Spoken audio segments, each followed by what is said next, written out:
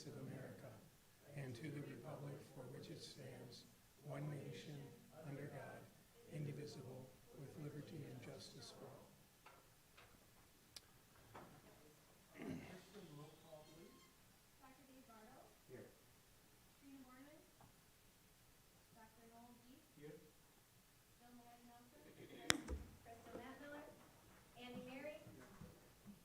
Danny Hyatt. Here. Andrew Schreiber. J.D. Schrader. Okay, Jake, while you're standing there, is there anybody signed up for roll call for public comment?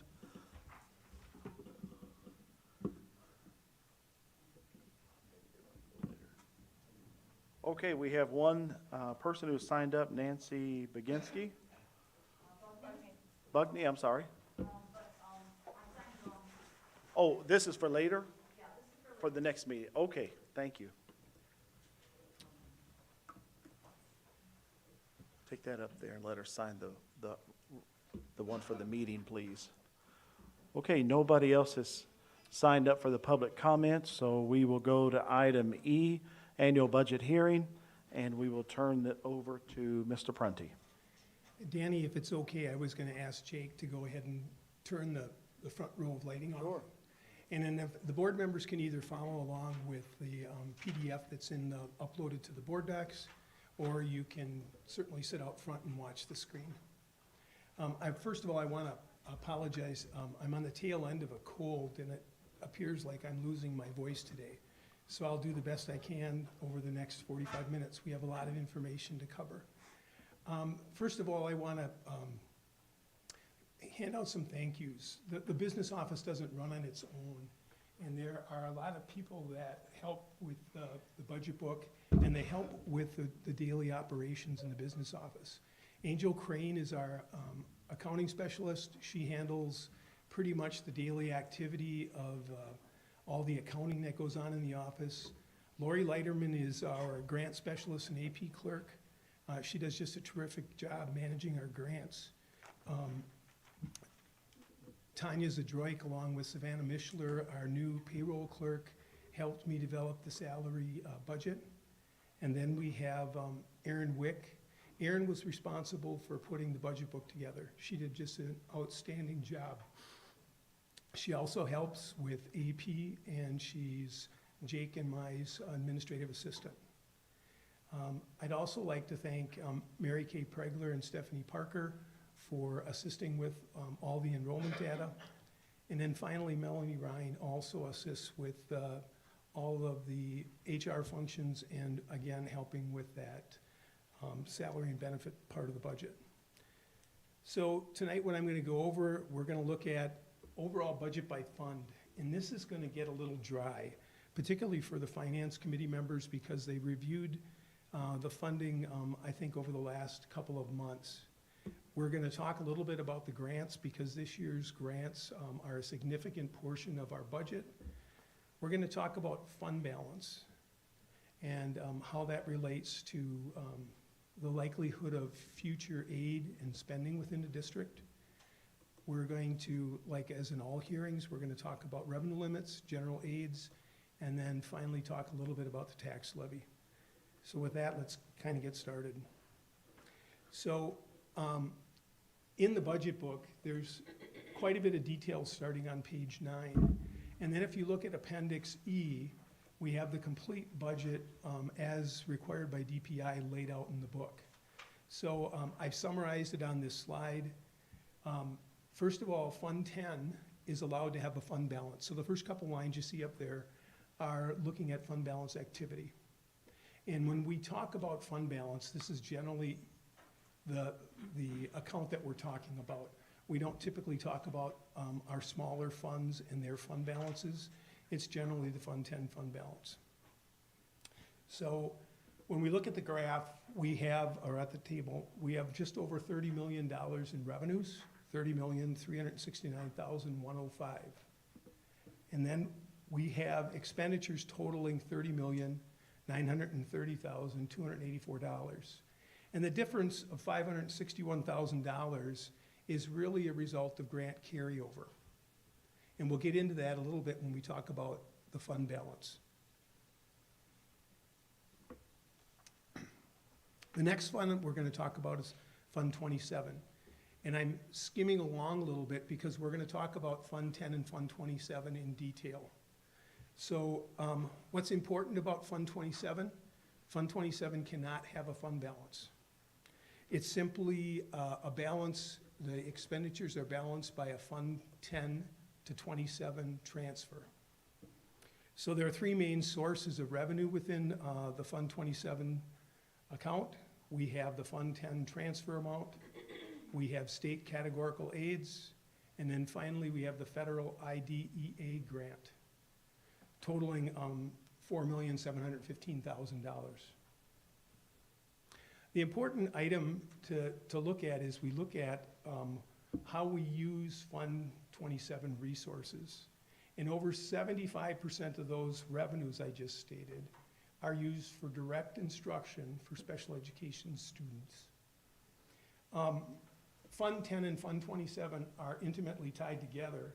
So the next couple of graphs, we're gonna look at those two funds combined. So where do our revenues come from? We basically have three buckets of revenue. You can see the largest one is state taxes, and generally that's equalization aid and categorical special education aid are the two big ones. Then we have local sources. Those include taxes as well as local activity. And then we have federal grants. And before the pandemic, and we got all the federal stimulus money, this pie has really shifted. And prior to the pandemic, federal aid was about 7% of our Fund 10, Fund 27 operating expenses. So you see the shift there, and then state aids were generally a bigger percent, as well as the local property taxes were a bigger percentage. And the local ones were typically coming in the mid to high 20s percentages. So exactly where do these, looking at the top 10 sources of revenue, you can see on this bar chart that equalization aid is by far the biggest portion of our revenue source. And again, there's more detail on page 11 in the budget. But if you look at this, the top five, so we're looking at equalization aid, taxes, federal stimulus funds, and then per pupil categorical aid, those five represent 84% of our Fund 10, Fund 27 revenues. So let's look at how we spend our money. You know, and I really think that we have just three buckets of how we spend our money. Staffing, which is salary and benefits, and that represents almost 70% of all of our expenditures. And then we have purchase services, and purchase services are things like their utilities, they're the bus contract, their software licenses, professional development where we have contracts. And then we have non-capital objects. And non-capital objects are things like textbooks, supplies, and personal computing devices. And that's at just over 7%. And here's a similar bar graph showing how we spend our money. So the previous slide I talked about the what. Now this slide represents the where. Where are we spending our money? So when you look at instruction, instruction represents direct instruction costs, represent about 50% of the budget. And then you can see that we've got other items there, and those top five in this category represent 83% of all our expenditures. So we have things like instructional staff services are like library services, our coaching, and then we have the next one there is, my slide isn't showing up really good here, has to do with tuition. So we're making purchased instructional services is tuition for things like the RVA, the Wisconsin Parental Choice Program, and open enrollment out.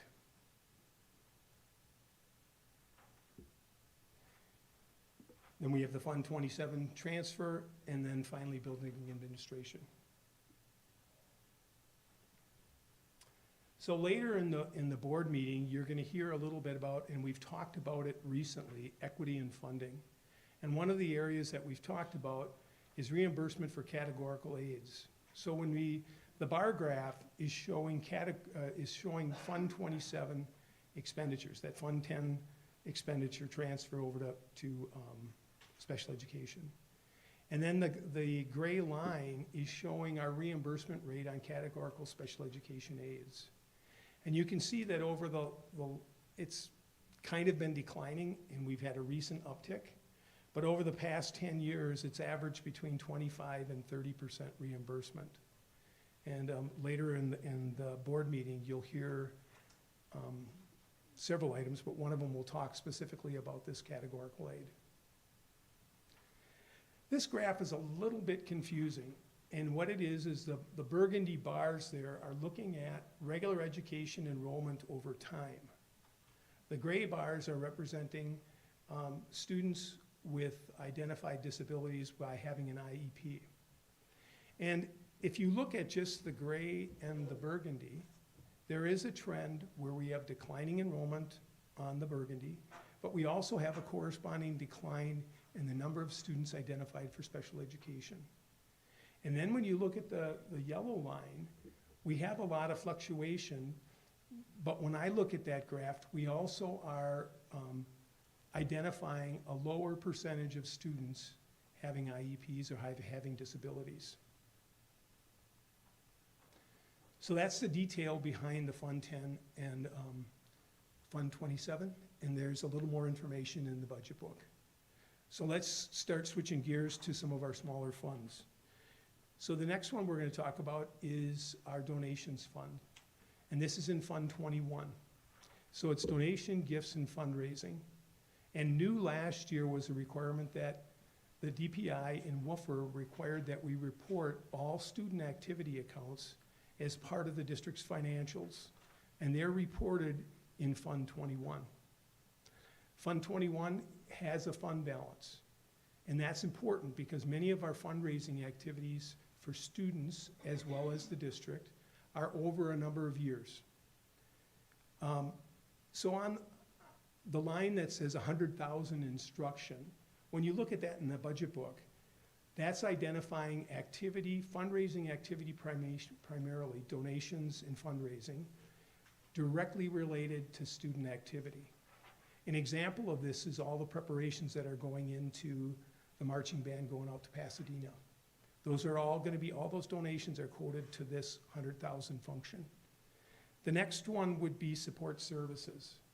And support services are when people give us donations for things like capital building projects like we did at Noboken. They're also for when our booster clubs reimburse the district for coach travel regarding student activities. Okay, now we're switching to Fund 38. The 30 funds are for debt repayment. Fund 38 specifically is for debt repayment under the revenue limit. And last year, Fund 38 can have a fund balance, and the reason it can have a fund balance is typically we budget for repayment of debt, and the debt includes two payments. And that's true whether it's outside the revenue limit or under the revenue limit. And there's typically a debt with principal and interest, and a separate payment made of just interest. And those cross 2 fiscal years. So you'll often see a fund balance that's really essentially the second interest payment. Last year, we made the final debt payment of our prior service levy, and we freed up over $280,000 under the revenue limit for future budgets. The next fund is Fund 46. Fund 46 is our long-term capital improvement fund. The board members are very familiar with this because we've had a fair amount of discussion regarding the fund. The fund can have a fund balance. What's unique about this fund is we get categorical aids based on when we make the contribution to the fund. We don't get the aid when we spend the money. So the fund this year includes, well, is down to, I mean, after August, is down to $1.2 million. And this includes $234,000 we used for a partial roofing project at the middle school that was completed in August. The next one is Fund 50, our food service fund. And when I'm talking about all these funds, what's important for the board to remember is each fund has its own set of books. And that's something we just have to keep thinking about. So Fund 50 is an independent fund. It has to stand on its own. Fund 50 is able to have a fund balance. However, DPI requires that the fund balance can be no more than 3 times the average monthly operating expense. So Sarah DeBoer, our food service director, is working with DPI to reduce that fund balance. And she's doing that through upgrading equipment and buying more fresh produce. The reason we got into this situation, we had a healthy fund balance prior to the pandemic, but during the pandemic, the Department of Education raised the amount of reimbursement that we were receiving for our all free meals. And you can see this past year that grew by over $400,000. So the next fund I want to mention is our Fund 73 OPEB trust. So that's other post-employment benefits. And prior to Act 10, we had a defined benefit trust. So we were offering our retirees post-employment health insurance benefits. That is no longer the case, and the fund is fully funded. So you can see there is no activity this last year in contributions to the OPEB trust. That trust is managed by a company called PMA, and it's invested in the Wisconsin Investment Cooperative. The second part of the trust is our retiree HRA, and that's a defined contribution. Each year, we come to the board, usually in March or April, and we request a contribution to be made on teachers' behalf to go into a retiree HRA. That's managed by Mid-America. So in total last year, we had contributions of $192,847 and total distributions of $373,395 for an ending balance of $2,564,487. Again, there's more information about the trust in the budget book, and this is a requirement set up by DPI. Then finally, the last fund that we have is our Fund 80 Community Service Fund. And this year, the reporting looks a little different. We use this fund primarily to support the activities, the community activities of the Aquatic Center. Each year, we levy about $300,000 onto the levy for the purposes of funding the pool. What's important to note about this fund is that it's a local levy. We don't receive equalization aid on these expenditures. It's simply a local tax. This year, however, we're also recording activity as a result of ESSER 2 and ESSER 3. We're supporting the Anago Child Care Center, and we're also supporting the community mural art project. So that's why the money looks a little different. If you look at the appendix, and let me see, I think that's could be Appendix C or E. Just look in the budget in the back. It gives a detailed explanation of the Aquatic Center budget and also provides you with 2 years of prior history. So now let's talk a little bit about grants. They're becoming a very important part of our budget, and I want to spend just a little bit of time looking at them. And I know the board members, this one is really difficult to see, but within the appendix, we've got a detailed table showing our expenditures for the ESSER grants. What's important to note is that this year, we're gonna be spending over $3 million in ESSER 1, ESSER 2, and 3. In the corresponding year, we will also be spending just over $3 million in ESSER 3. And what I want to remind the board is when we developed this budget, we reduced the amount of funds available for capital remodeling as well as for technology. And those funds are coming out of ESSER.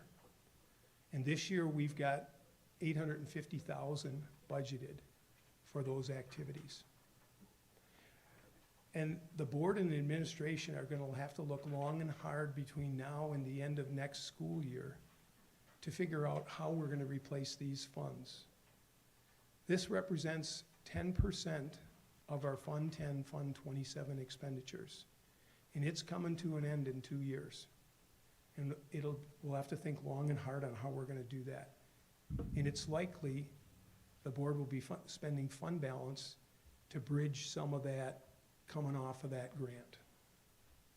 I've also included, Lori Leiterman prepared a grants table. So we've got a spreadsheet outlining all of our grants. And you can see that we have $6.6 million in grant activity this year. What's important to know is that represents 20% of our budget. And it really does have a significant impact on how we can offer programming to our students. But we also have to be very mindful of what happens when one of those grants go away. And we have to have a plan for operating after those grants. So now let's shift gears and talk a little bit about fund balance. In the private sector, you'll often see fund balance is referred to equity. Sometimes it's referred to as shareholder equity, owner's equity, but it's not simply cash in the bank. So this is how we report fund balance to DPI, and I just want to go through a couple of items here. So the first one is we have self-insured dental, and that fund balance has almost doubled over the pandemic. And we're now seeing, and it's a result of people not being able to get to the dentist. We're now seeing our trending back to normal, and I would expect that that fund balance over the next couple years will decrease because we're not funding it we're trying to spend down that reserve. The next item there is Common School Library Fund. And those funds can only be used in our school libraries. We record that separately and we track that separately. And it's listed there. We typically last year got about just over $110,000, and we had $35,000 in carryover. The next one we've talked about and was committed at I believe it was at the last month's meeting, and that's for our health insurance program. We have a very high deductible health care plan, and the amount that you see there is reserved to cover the district's liability. And I believe that is just over $7,500 for a single and $14,100 for a couple. Then finally, the one that I wanted to talk a little bit about was our unassigned fund balance. We are, at this moment in time, fiscally in pretty good shape. We have sufficient reserves to cover our cash flow needs. So this year, we won't be doing any short-term borrowing. And as I mentioned in the previous slides, I would expect that as we come off those ESSER grants, the board is going to need to be able to soften that blow, and I would expect that we would be spending some of that fund balance. And later in the presentation, we'll talk about the potential impact, the aid impact of spending fund balance might have. And then finally there, you can see the grant carryover. So that, and I don't know the number off the top of my head, but that $560,000 that we're showing as as a spend down in fund balance is a combination of the common school library aid and the grant carryover that we budgeted to spend. So this is a graph that I put together looking at our expenditures, Fund 10 expenditures over time. And the mauve line there is our percent fund balance. And you can see that prior to the pandemic, we were doing the HVAC projects at the elementary school. And we were spending fund balance down to get those projects accomplished. And then since the pandemic, you can see that our fund balance has gone up. And in fact, our fund balance is just over 16.8%, which exceeds the board policy of 10% of our unassigned fund balance. So one of the important things as a board and certainly as the business manager, having a robust fund balance really helps with cash flow. So these next two slides I put together looking at our inflows and our outflows. So the green line represents our revenues. The red line represents our monthly expenditures. And you can see that our monthly expenditures are relatively constant. We have a little uptick in September as we start the school year. And generally, they're between $1.5 million and $2 million. However, our revenues fluctuate immensely. And that has to do with when we get equalization aid payments and when we receive the tax receipts.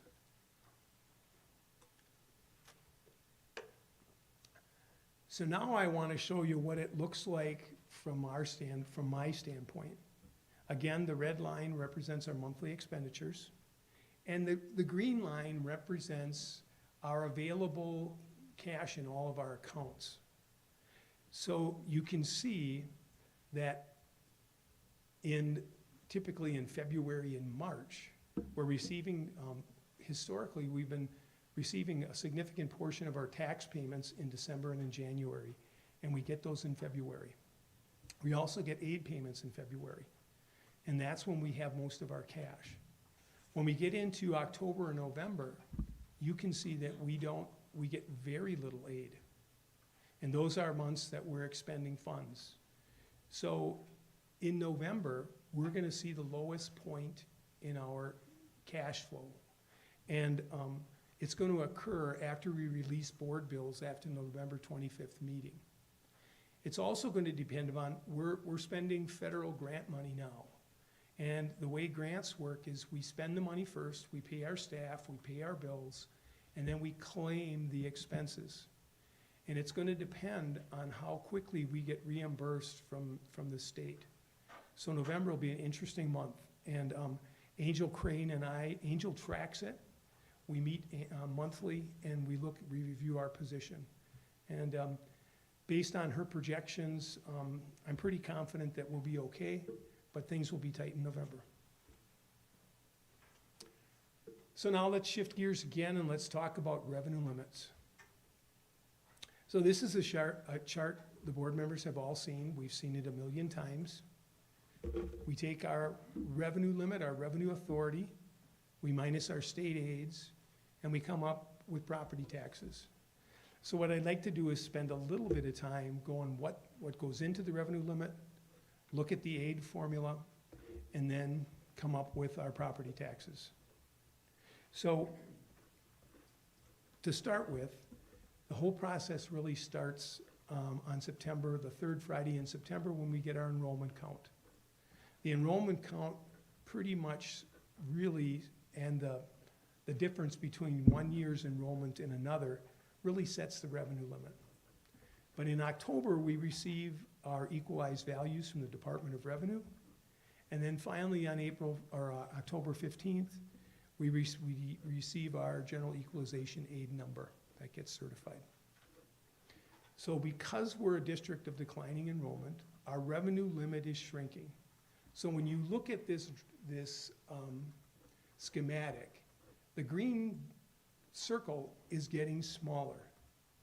This year's revenue limit is going to be $22,687,431 plus the community service levy. Our authority is shrinking by almost $800,000 from the previous year. And it's a result of declining enrollment and no additional funding put into the formula in the biennial budget.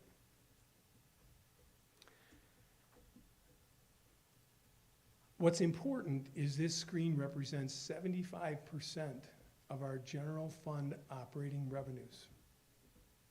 So let's take a look at the biggest driver in what creates the size of that green circle. This is a historical look at our third Friday enrollment. And as I've talked about during the enrollment conversations we had earlier this year, in the revenue limit formula, we look at FTE, and it's a 3-year rolling average. So over the 28 years that we've experienced revenue limits, the district FTE has declined over 34%. This year's 3-year rolling average is 2,101 students, 35 FTE less than last year. Another significant impact on our budget, and it's really a part of enrollment, is the impact of open enrollment. So what I've tried to chart here is, first of all, the x-axis is time in years, and then the vertical axis is ins and outs of students. The green line represents students that are choosing to come to Anago. The red line are students that are open enrolling out of Anago. And the blue line is the net between the two. And this year, the basic transfer amount that we are either receive or we have to pay is $8,224. And I believe that the difference is something like, and I'm going to get it wrong, so I better be careful, but it's something like 140 students out net. It's in the budget book. I've got the numbers there along with the table, so please reference that if that's something that's surely of significant interest. Tim, did you say 8224? Correct. Yep. Special education, it's 13,076. So knowing where our births are coming from and knowing when they're going to hit enrollment is important. It's important for two things. One, for the revenue limit, but it's also we get that common school library aid. We track our births and we use it as part of the enrollment census for library aid. Mary Kay does that. So the table on the left is showing births, a history of births by year. And then the line chart is showing the fluctuations within births over the last 10 years. And you can see that we have some highs and lows, but over the last 10 years, we've averaged about 189 students. And then when we try to narrow that down, over the last 5 years, we've averaged about 185 students born within district boundaries.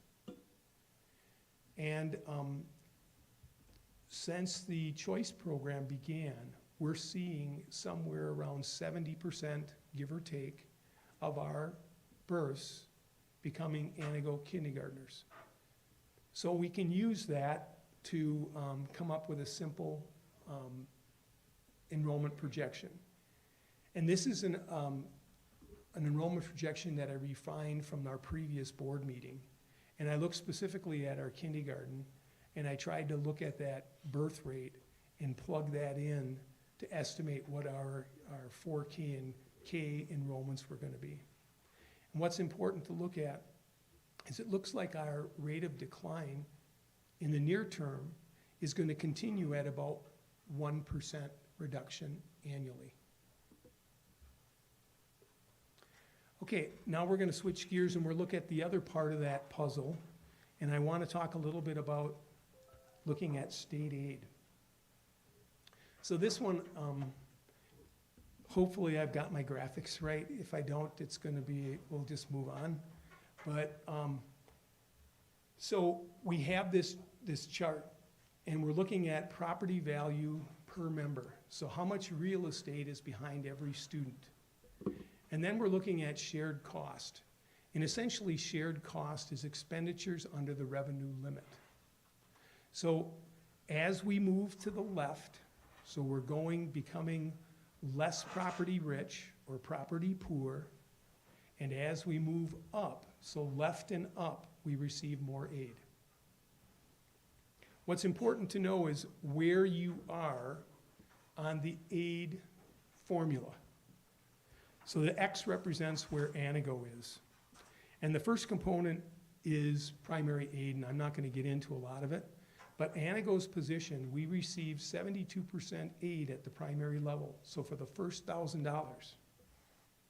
Then when we look at the secondary aid, Anago is receiving over 68% aid for every dollar that we spend. So the aid formula, as I've said in the past, works very, very well for Anago. The secondary aid level is set at 90%, so the cap of that blue box is 90% of the average shared cost across the state. Anago is about $400 short of reaching the cap of secondary cost ceiling. And then, just to show you, if we spent more money, we would still be positively tertiary aided. But when we get to tertiary aid, our aid drops off immensely. And essentially, that portion of tertiary aid is about 10% of the portion of that is in the budget for equalization aid. And we would be aided at about 30%. So knowing where you are on the curve and knowing where you're likely going to go will be beneficial to the board and administration in the future. Our aid is going to be, this next year, is $16,136,113. So now we've got all the pieces for a little simple equation. We know the revenue limit. It's October 15th, and the state has added to the general aid by adding poverty aid and exempt property aid. And our levy, I'm proposing levying to the max, is $6,383,040, plus a community service levy of $300,000. So this is a graph of looking at equalized values and tax levy. So if you look at the burgundy bars, you can see equalized values within the district have steadily risen over time. And the gray line graph represents the levy, not mill rate, the actual levy amount. And aside from the 2021 school year, you can see that the levy is trending down. What's important to remember is when we talk about the aid is based on prior year expenditures. So in the next biennial budget, if the budget includes inflationary increases within our revenue limit authority, we're going to see a bigger green circle and possibly a smaller, I'm going to get my numbers wrong, blue circle, I think it was red, state aid, which means the levy is likely to go up. And at this point, the district has very little control over where the levy's going. We don't know where the 420-some school districts are headed, where they're running referendums, where they are on the aid formula, how they're spending. So it's important that the board or the administration at least analyze where that state aid is going and where our revenue limit authority is going. Then finally, this is the proposed tax levy for 2022. It's down 17.3% and represents a mill rate of about $4.99. It includes just over $950,000 in Wisconsin Parental Choice Program aid deduction. I'll try to speed it up because I'm running way over, but and I know this one might be difficult to receive, to review. It's in the budget book, but it's showing equalized value. And to understand where your taxes in your municipality where you live are going, you have to understand this chart. And so we have municipalities that are bigger and smaller than others. So when we look at this, the city of Antigo, with its $404 million, represents about 30% of the district's equalized value. Where the town of Upham, the portion that's within our district, represents less than 0.5%. And why is that important?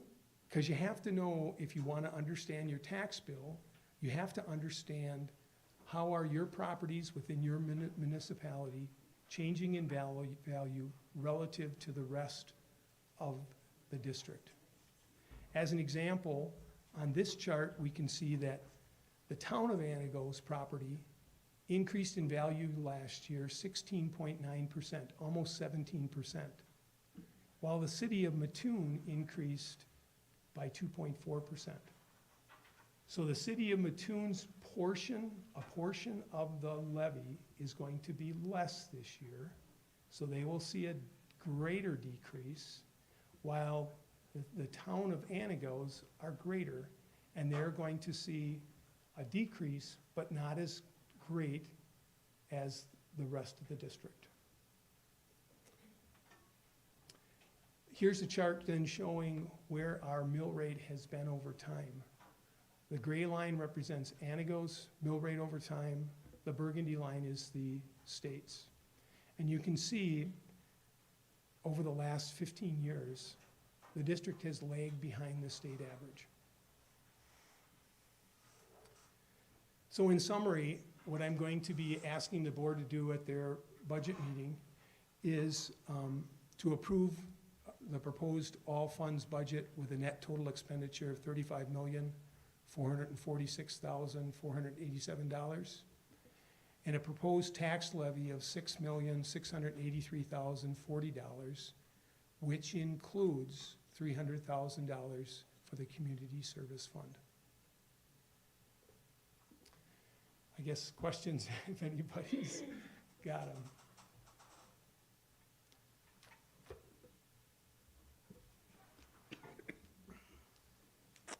Anybody have any questions? Hearing no questions, Tim, thank you very much, and we will come back to this at the board meeting that will resume in just a moment. Okay, having listened and went through the budget hearing, I will entertain a motion for adjournment for that meeting. So moved. Motion's been made and seconded. All in favor of adjourning from the budget hearing committee, let it be known by saying aye. Aye. And opposed, same sign. And it's carried. We are in adjournment. Yes, ma'am. Yes, ma'am. I got it.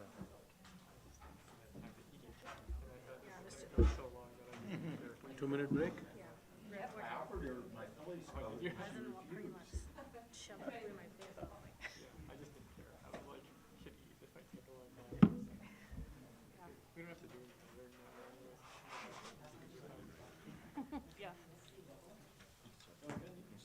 The board's right there. Yeah.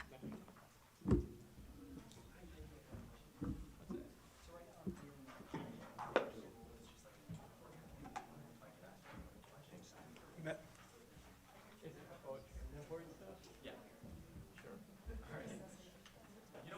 No, that's fine. I just don't know what you're gonna ask me, so I'm nervous, but also fine. You figure it out on the fly? Ah.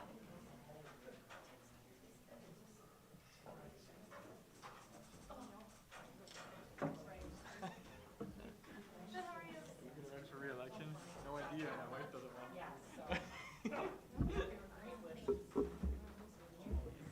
That lady needs a raise.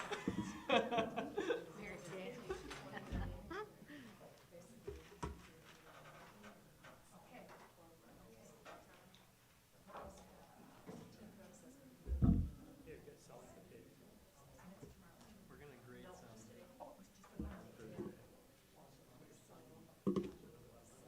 How many people you know? Useless. No, sometimes they're not worth a lot of money. You can't sell them. This guy was like, he called up. You should cut your rent production 35%. Oh, Idaho's got way too many potatoes. Wisconsin's got way too many big potatoes. I don't want to get big. Yeah, it's a, like a fundraising chart. No. Oh, well, then this was crop for 20 years. It doesn't matter. There was a reason. Big potatoes. Totally missed that. And all the russets we grow for now, you know, they're supposed to be all oversized. Mm-hmm. It's just a never get good news. Soybeans are terrible. 36 bushels. Irrigated. Soybeans look great. Which ones? I don't know. I looked at yours. Oh, well, it's because it never rained. Never rains. Yeah. Something else going. The corners were terrible. They were like bad yields. You know, the potatoes with no swing arms. We were short on about every free contract except one. Mechanics were also short on every chin short. Hey, you. I'm all right, yourself? Good, good. Nothing to complain about.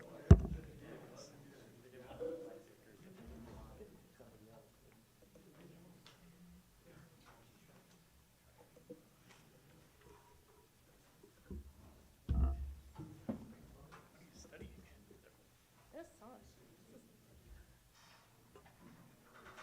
You have bigger books than this in college? Yeah. It's- Well, Robert's good for you.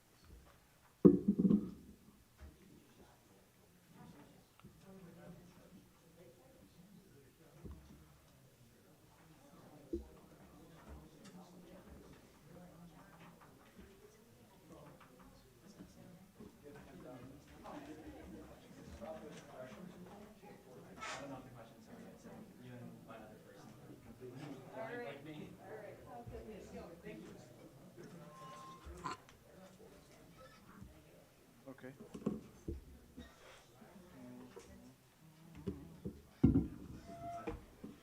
I had Philly's shirt on. I took it off before I came.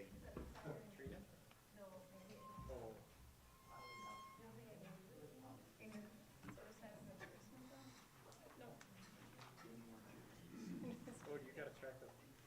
Clint, I wouldn't want to do that. Clint, I don't want it either, so.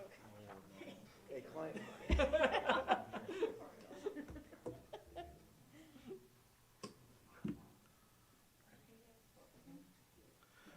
Okay, it is 7:04. We'll call the board meeting of October to order. If you'll stand, please, remove your hats, and we will recite the pledge.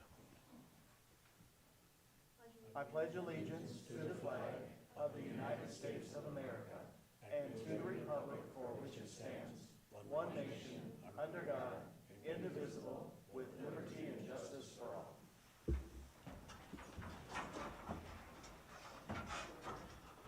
Kristen, could we have roll call, please? Dave Bartle, Present. Rena Borneman, Noel Deep, Here. Jill Maddick Nelson. Here. Kristen Matton, Andy Mary. Here. Danny Pyatt, Here? Andy Schreiber, Here. JD Schrader. Here. Okay, number 2, citizens and representatives report for the students. Did we get anything? Julie, do you know? I did not. Folder from the students. Okay. So to permit fair and orderly public expression, the board shall provide a period for public participation at every regular meeting of the board publish the rules to govern such participation in board meetings. The presiding officer of each board meeting at which public participation is permitted shall administer the rules for the board, and they are: public participation shall be permitted before the board takes official action on any issue of substance. B, attendees must register their intention to participate in the public portion of the meeting upon their arrival at the meeting. C, participants must be recognized by the presiding officer and will be requested to preface their comments by an announcement of their name, group affiliation, if and when appropriate.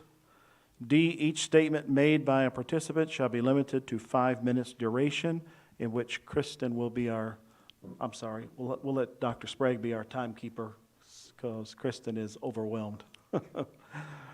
No participant may speak more than once on the same topic unless all others who wish to speak on that topic have been heard. Participants must direct all comments to the board and not to the staff or other participants. All statements shall be directed to the presiding officer. No person may address or question the board members individually. Having said that, we will go down the list of persons that have signed in. And first we have Glenn Bugney.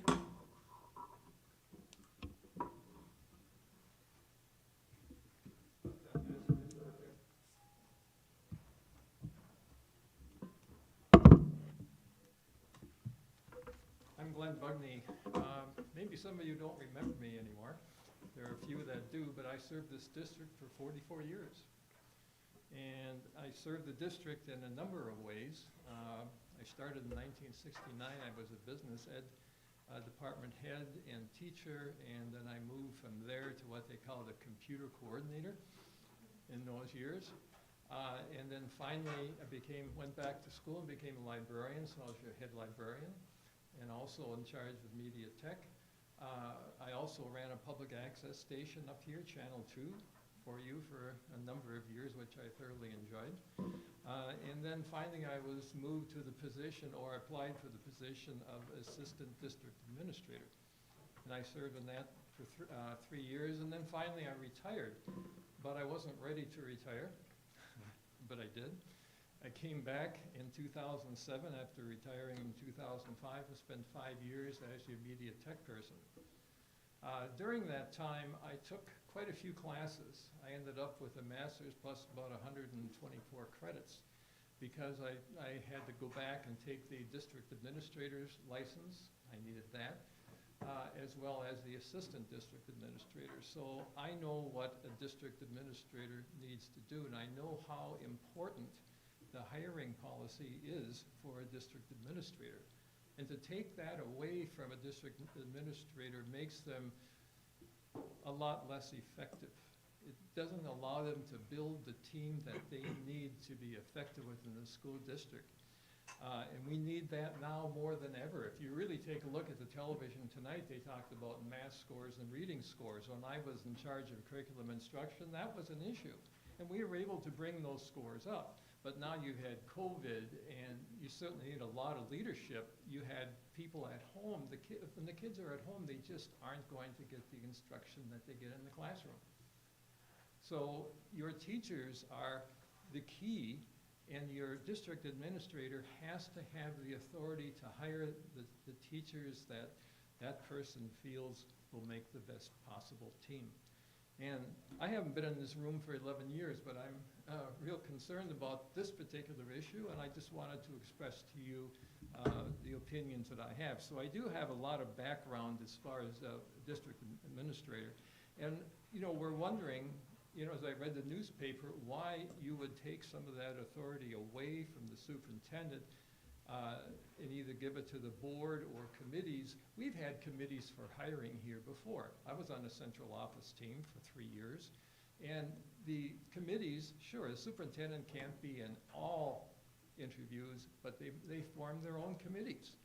And then you report to the superintendent, and typically when the superintendent agrees with the hiring, then comes to the board and there's board approval. Isn't that the way it still is? The board does approve, you know, usually unless there's questions, of the recommendation of the district administrator. So it was that way when I was here, and I imagine at the present time it's still that way. So we're all wondering why? Why the change?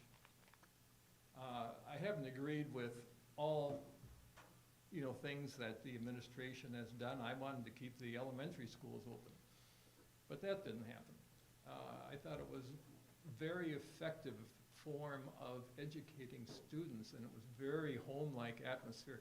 I could go to those schools because I was a tech coordinator, and I enjoyed my afternoons that I was working with the staff, and those were highly effective schools. And now we consolidated them, and I don't think the effectiveness is as it should. So we're looking at improvement of math and reading. I mean, those are keys. That should be the focus of this board, not taking authority away from the district administrator and giving it to a committee of people who probably, are not educators, or some of them won't be. And it's hard for them to understand what a good educator is. So you rely on that administrator for that type of expertise. You don't want to take that away. I'm president of the Langlade County Educators Association, and I have been for the past, it has to be 5 years. We have about 30 or 40 educators, prior educators, that are at those meetings, and everyone is asking, well, I shouldn't say everyone, most people are asking the question, why? What are we doing? Why does the board want this done? And I guess, just in closing, I'd just like to say to you, the bottom line is this good for kids? Will it be effective for kids, or should we put our focus on reading and math? Glenn, I'm sorry, but your 5 minutes is up, if I And can I'm cut just you off right finished. there. Perfect. Thank you so much, sir. Thank you for your service to the district as well. Well, you're welcome. appreciate I enjoyed every bit of it. Thank you. Okay, Nancy Bugney? No? Okay. Next, we have Mary Neufeld. I told you in April, if I had something to say, I would come back, and I'm here. Just a couple things to start. At the August 22nd board meeting, $1,490 was approved for an electronic voting system. I'm wondering if the money wouldn't have been better spent with a sound system. I watch every meeting. I can hear the committee meetings, but I know that nobody can hear me right now with my back turned on the recordings. Mr. President, we can hear you all the time, every once in a while, but you can hear nothing when you watch these recordings. If you move that mic a little closer, you'll be better off. Okay, and everyone should move their mics a little closer because you can't hear. Okay, so anyway, I watch the meetings online and I yell into the computer. I can't hear you like we used to hear over in the middle school, and nobody answers me. On September 26th, the board approved $4,000 for Bray and Associates to perform an educational capacity analysis. I'm not sure capacity, I'm thinking number of bodies in a building. I'm not sure what that was about, but if it's to reconfigure the buildings or what they want to do, but or could it possibly be, and I certainly would hardly think that it would be to put together anything for another referendum, because Bray and Associates have done a lot of work for the district, and I was on almost every long-range task force the whole time I was teaching, and every single time it ended up with the same thing. And yes, the elementary schools don't have libraries. I heard that out in the community, that was a surprise to some people, which I brought up at every board meeting, and I was informed by the administrators at that time that libraries weren't necessary. On October 17th at the policy committee meeting, policy revision 3130 was brought up. The next day I was getting texts and emails regarding this meeting, and I didn't know anything about it, so I watched it. The three positions that were discussed were the associate principals, the athletic director, and the dean of students. The group that was in that meeting did not have the revisions until that night at the meeting. Mr. President said that he had been in constant contact with Mr. Dietrich regarding this. And he said several times, whenever I talk to Dean Dietrich about this, I want to know why, if Dr. Sprague and some of the committee members never even saw the revisions, how in the world could the president then say the majority of the board wants this? And I watched this video, this meeting 4 times, once at 5 o'clock, or the last time at 5 o'clock. I'm thinking that might have been a slip of the tongue. Ms. Schreiber commented to Dr. Sprague that we're not trying to take your role away, but to me, that's exactly what's happening. You're taking away the role of the superintendent by taking away the hiring ability for her team. If giving the ability to transfer from within without board approval is such a problem, take the superintendent's suggestion and bring it to a vote with the full board. When I was appointed to the board, I was reminded over and over and over, the board does not micromanage. And to me, that's exactly what's happening here. Then came up policy number 3120. We always had teams to interview for, like building principals. There were some situations we might have invited a parent. I would think that if a board member was interested in doing this, there would be no problem. If you wanted to, Kristen, if you wanted to sit in on an interview, I'm sure you would be welcomed. And I just can't see, when you have people in the building that are sitting in on these interviews, and I sat in on a lot of them, there's ins and outs of a job, and you understand the needs of your building and the needs of your students, and it's really important that your core group is there to do the interviewing and make the decisions.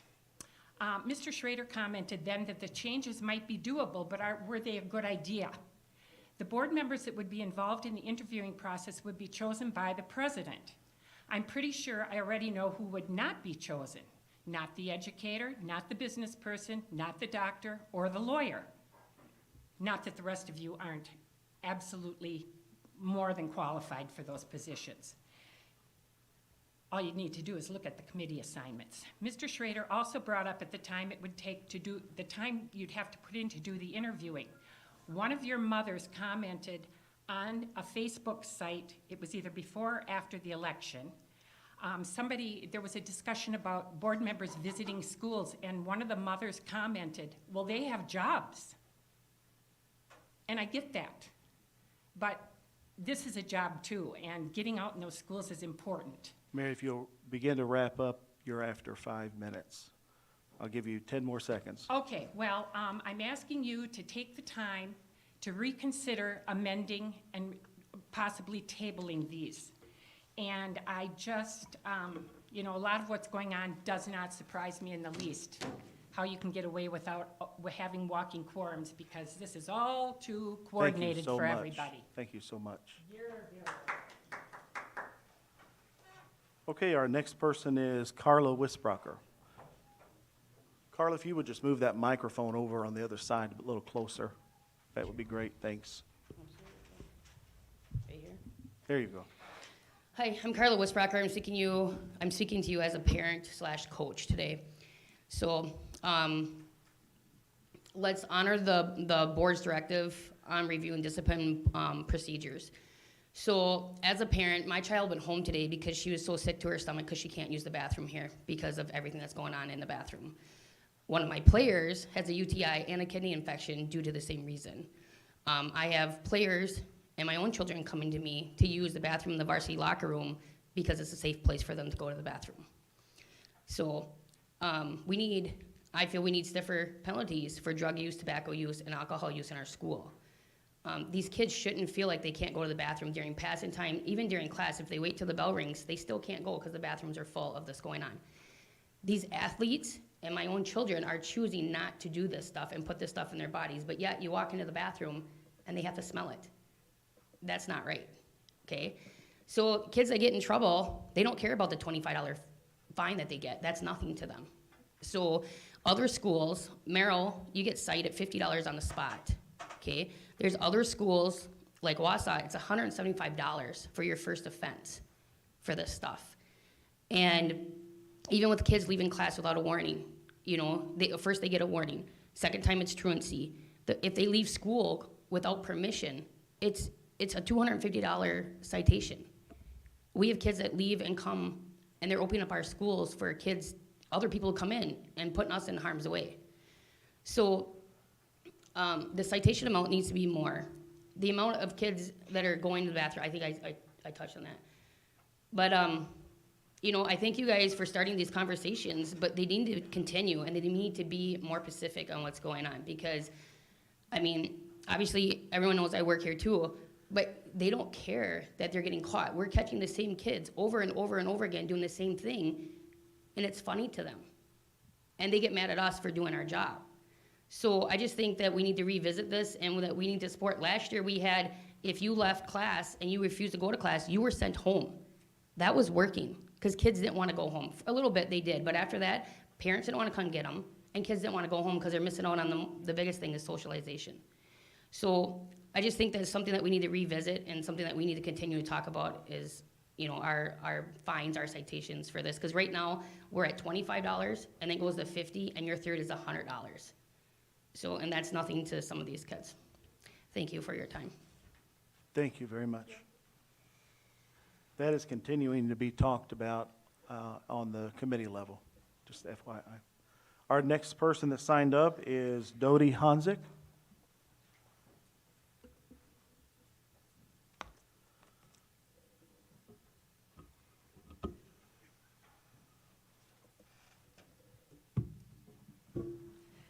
My name is Dodie Hanzik, and I don't represent any organization. I'm a voter.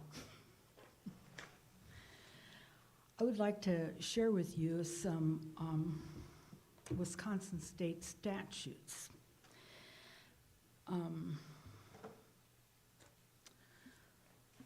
Wisconsin State Statute 120.44 regarding unified school districts, school board powers and duties. The public schools of a unified school district shall be under the management, control, and supervision of a school board. School board duties, and this is just, you know, school board duties. They have the possession, care, control, and management of the property and affairs of the school district. They visit and examine the schools of the school district, advise the school teachers and administrative staff regarding the instruction, government, and progress of the pupils, and exercise general supervision over such schools. They evaluate the effectiveness of each teacher and principal employed by the school district. They determine the school course of study. They establish rules scheduling the hours of a normal school day. And that's just a tidbit from the great list. It's available on the wisconsin.gov website. Wisconsin State Statute 118.24 regarding school district administrator. A school board may employ a school district administrator, a business manager, and school principals and assistants to such persons. Under the direction of the employing school board, the school district administrator shall have general supervision and management of the professional work of the schools and the promotion of pupils. The school district administrator shall not be a member of the school board and shall not engage in any pursuit which interferes with the proper discharge of those duties. The school district administrator shall make written recommendations to the school board on teachers, courses of study, discipline, and such other matters as the administrator thinks advisable, and shall perform such other duties as the school board requires. So the bottom line is this. The school board president's proposed revisions to the district's hiring policies only brings them in line with state statutes. This is not micromanagement of the district administrator. What it is doing their job. I believe, therefore, any argument to be made should be directed to the state of Wisconsin, because those statutes that I read are state statutes. So in short, the district administrator answers to the school board, not the other way around, as has been the rubber stamp methodology followed by past Antigo district school boards. The school board answers to the voters, and bear in mind, the recent shakeup of the local school board was facilitated by over 60% of the electorate. Kudos to our current board members who have been faithful to the electorate. Thank you. Thank you, Dodie. Okay, we'll move right along to item 3, consent agenda. I will be looking for a motion to approve the agenda minutes and financial reports. If there's anything in this consent agenda that needs to be removed by any member, let that member speak. And if there's nothing to be removed from the consent agenda, I'll entertain a motion. I move the board approve the agenda, minutes from the September 26, 2022 Board of Education meeting, financial reports for September 2022, consideration of current bills, checks 6225 through 6340 in the amount of $150,978.98. ACH numbers 222300243 through 222300382 in the amount of $883,867.21.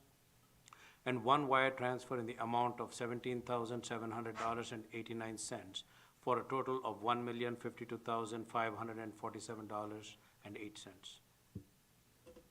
Second. Motion's been made and seconded. Any discussion? I have one question. I don't see the link for the minutes. Oh, yeah. It keeps signing me out. Okay, I'm sorry. Having the same issues I was before. Any other discussion? Hearing no discussion, Kristen, roll call vote, please. Dr. Dave Bardo, I will vote yes, but I will abstain on check number 6295. Deep, Yes. Dr. Deep, sorry. Jill Maddick Nelson, Yes. Kristen Matt Miller, yes. Andy Mary, Yes. Andrew Schreiber, JD Schrader, Yes. Danny Pyatt, Yes. And it carries. Item number 4, new business, board member meeting legislative report. Anybody have any information that you have heard or you'd like to share? Yes. Go ahead. So last week I attended the Rural Schools Conference in Green Bay. It was an excellent conference with many speakers and vendors. One of the main topics was dealing with the teacher shortage. There were several speakers from several states talking about how they are working to get more people into the teaching profession. I attended a session put on by the University of Missouri. I just want to mention this because I know you're from Missouri, Be near Mr. mine. President. They are creating a pathway for paraprofessionals to become special education teachers. Paraprofessionals have a wealth of real experience, and they know what it's like working with students. I would expect to see some sort of collaboration between CESAs and state universities here in Wisconsin in the next few years that will create a pathway to being a teacher for paraprofessionals, and I know CESA 9 and Stevens Point will be talking about this. Another theme of the conference was centered on community engagement and promoting your school, both in your community and in the larger scale. There was an excellent presentation from a rural sociologist from Minnesota, mainly dealing with the idea that we should be doing more to promote our communities and schools. While we often think there is a brain drain in rural communities, his studies show that while the data shows that there's a large number of people that between the ages of 20 and 30 that leave communities, that in many communities there's also an influx of people between 30 and 45 and also between the ages of 10 and 14, showing that it's families moving back to rural schools. And he noted that a lot of these people moving into rural communities are not people moving back, it's new people moving into communities. it's, he had some data on what were the biggest factors in moving back into a community, and it wasn't jobs. Most of us would think that jobs are the big thing. It was actually housing. People found more important. And finally, during lunch, I talked with Patty Vickman, and you might recall Patty Vickman and Cheryl, I'm going to skip that last name, are from WASB, and they did a board workshop for us here last spring. One of the things that they had us work on was board norms, and for board members who were there, I think the norm we talked the most about was no surprises. And as board members, we don't want administration springing stuff on us at a meeting that we haven't been able to see in our board docs or heard about before. But I think it also goes the other way too, that administration doesn't like having stuff sprung on them at a meeting that they haven't been able to see or known about before. And so Patty offered to come back and work with us to get those board norms completed, and I would recommend that we do that. I did talk with Patty and Cheryl at the meeting in La Crosse. Probably they had similar conversation that you had with both of them. And I don't know, they may be there Tuesday night at the fall. Are you going Tuesday night? I am not going Tuesday Okay. night, and I don't think they are there. Okay. I also talked to Ben Niehaus, and he's doing that. Oh, good. Okay. But I think it would be really important to establish some board norms. It would help us to just look more professional as a board. Okay, thank you. Anybody else have any information? Hearing no information, item B is the new marching band uniform presentation. I spoke with Mr. Capel yesterday, and due to his wife becoming sick, he wasn't able to get the group together tonight in order to showcase the new uniforms. So he did promise me in the near future he would get the band with their uniforms here. Not the whole band, just a few of the members, just so that way the board can see how sharp. I'm sure that most of you have been to football games and have already seen those sharp uniforms. I was at a competition over in Chippewa Falls, and one of the judges commented on how well the uniforms looked. And then the kids were excited because they said they were brand new. So Mr. Capel is excited to get that presentation here, but we'll have to do that at another time. We are honored tonight to have John Humphreys with us, and John is going to come up and take a few minutes and talk to us about equity and funding. Go ahead, John, take it away. Thank you, Danny, and I want to thank you all for the invitation this evening. Move that aside a little bit. And thank you, Mr. President, for signing on to our op-ed. You're probably familiar with the Milwaukee Journal. Thank you. We had an op-ed in the Journal. I've got some spare copies here if you want to pass those around for anybody who else might want one of those. And the main thing I'm here to talk with you about this evening is this map. Again, my name is John Humphreys. I'm the Executive Director for the Association for Equity and Funding. And if you think about those words, equity and funding, you think that there is equity in funding, but unfortunately there isn't. I'll keep passing those around. And you can see Antigo is one of the districts in red. That means you get $10,000 per student, which seems like a good amount of money. In fact, here you go. This is the mystical $10,000 per student. What you might notice is that some of these bills are green and some are pink. The green ones are your local tax revenues. About $3,500 of the $10,000 it comes from your taxpayers. The other $6,500 comes from the state. I want to compare and contrast that with your neighbor to the south and a little bit east, Gresham. They get $14,000 per pupil. And their ratio is reversed. They get about 2/3 of their funding from local property taxes and just 1/3 from the state. What's fundamentally unfair is that they have $4,000 more per pupil than you do. That system was established in 1993. It's called revenue limits, and it was to establish a set of cost controls on school districts. AEF has been arguing for 30 years that's fundamentally unfair, and in fact, we believe it's unconstitutional. So The other document that I want to share with you this evening is this one. You might have, I think we sent that around. This is a histogram of per pupil revenue amounts in Wisconsin. You'll see there's about 125 school districts in Wisconsin that are stuck at that $10,000 level. That's the bar on the far left. The bad news is it's just going to get worse. And if you flip that over, what's happening is that DPI and this governor are proposing another $1,000 of state money for you. But they're also proposing that additional $1,000 for Gresham and all the other school districts in the state. In fact, all those school districts in blue that are already well above $10,000, they're also going to get another $1,000. And by the way, it's pink dollars, it's the state dollars. It's not more of their local revenue, it's our state tax dollars.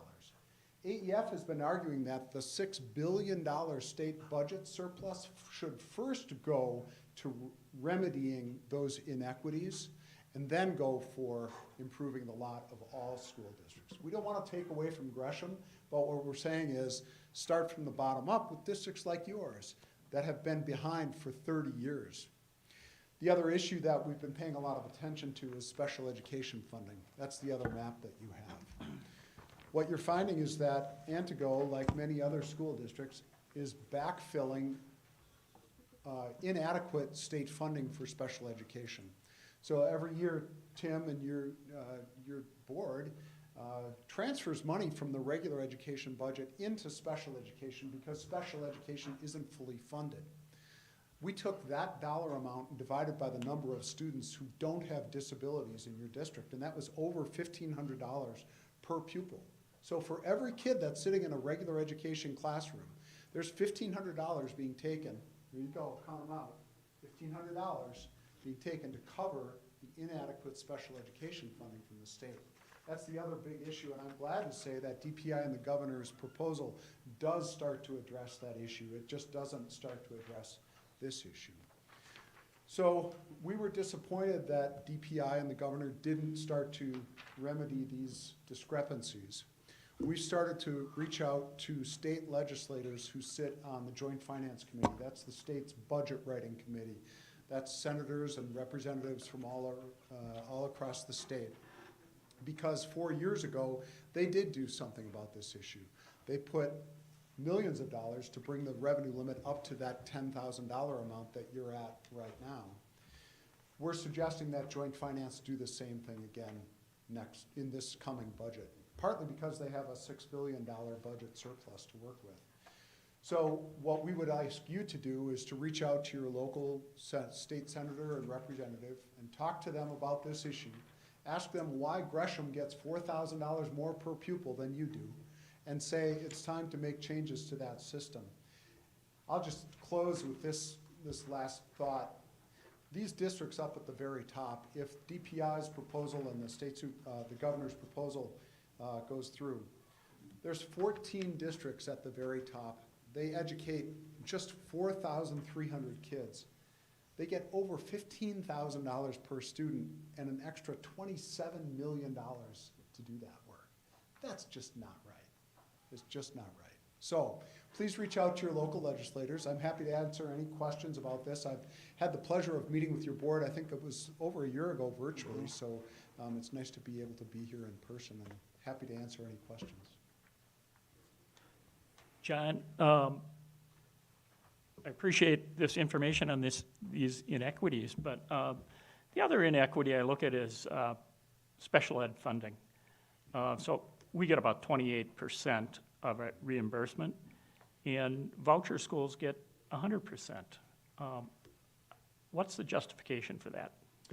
Yeah, you'd have to talk to the Supreme Court and the state legislature about that one. AEF has really tried to focus on things that we think we can change.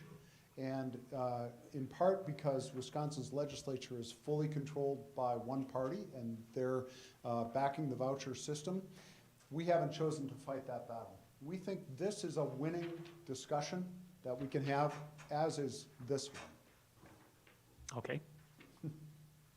And actually, Andy, when I applied for the job as executive director of AEF, I had that conversation with the board and I said, we can win on this issue. If I start to talk to state legislators about vouchers, they're just gonna close their doors. So this is if you look at that, it's really interesting. It's not only rural Wisconsin, it's not only urban or suburban, it's spread all across the state. These red districts are all over the place, and there's political power in that. The other political power with that regard is the state Supreme Court. We elect our Supreme Court justices in the state. They're not chosen by a governor or anything like they do at the federal level. And justices look at this. They look at that and they say, this is a key electoral issue. And that's relevant because AEF sued the state 30 years ago and we lost. But the decision said that if the inequities got worse, that they expected to see us back in court. We have engaged with counsel, and we have started doing studies about these inequities and the different levels of achievement that go along with them, along with availability of extracurricular activities and things like that. And we're looking at those discrepancies. If we see them continuing to be so bad and they're not resolved to a certain extent in this coming budget, you can expect notification from AEF that we'd like you to join our lawsuit because it's frankly unconstitutional. The Constitution, Article 10, Section 3 says that school districts shall be as nearly uniform as practicable. This isn't that. What do you hear from legislators or individual legislators when you bring this up? Well, they're frankly astounded. I've met with a legislator from Racine who was the school board president, and they start to get a sense of just how this looks and how it feels. And some of them, in fact, I'd encourage you next time there's a sporting event over in Gresham, go down and walk around. See what you get for $4,000 more per pupil. When I was a superintendent, my neighboring district got $2,000 more per pupil, and I can tell you it was fundamentally different. There were more programs, newer materials, newer buildings, more services available for kids. So we start to give them a sense of those differences, and it's pretty eye-opening.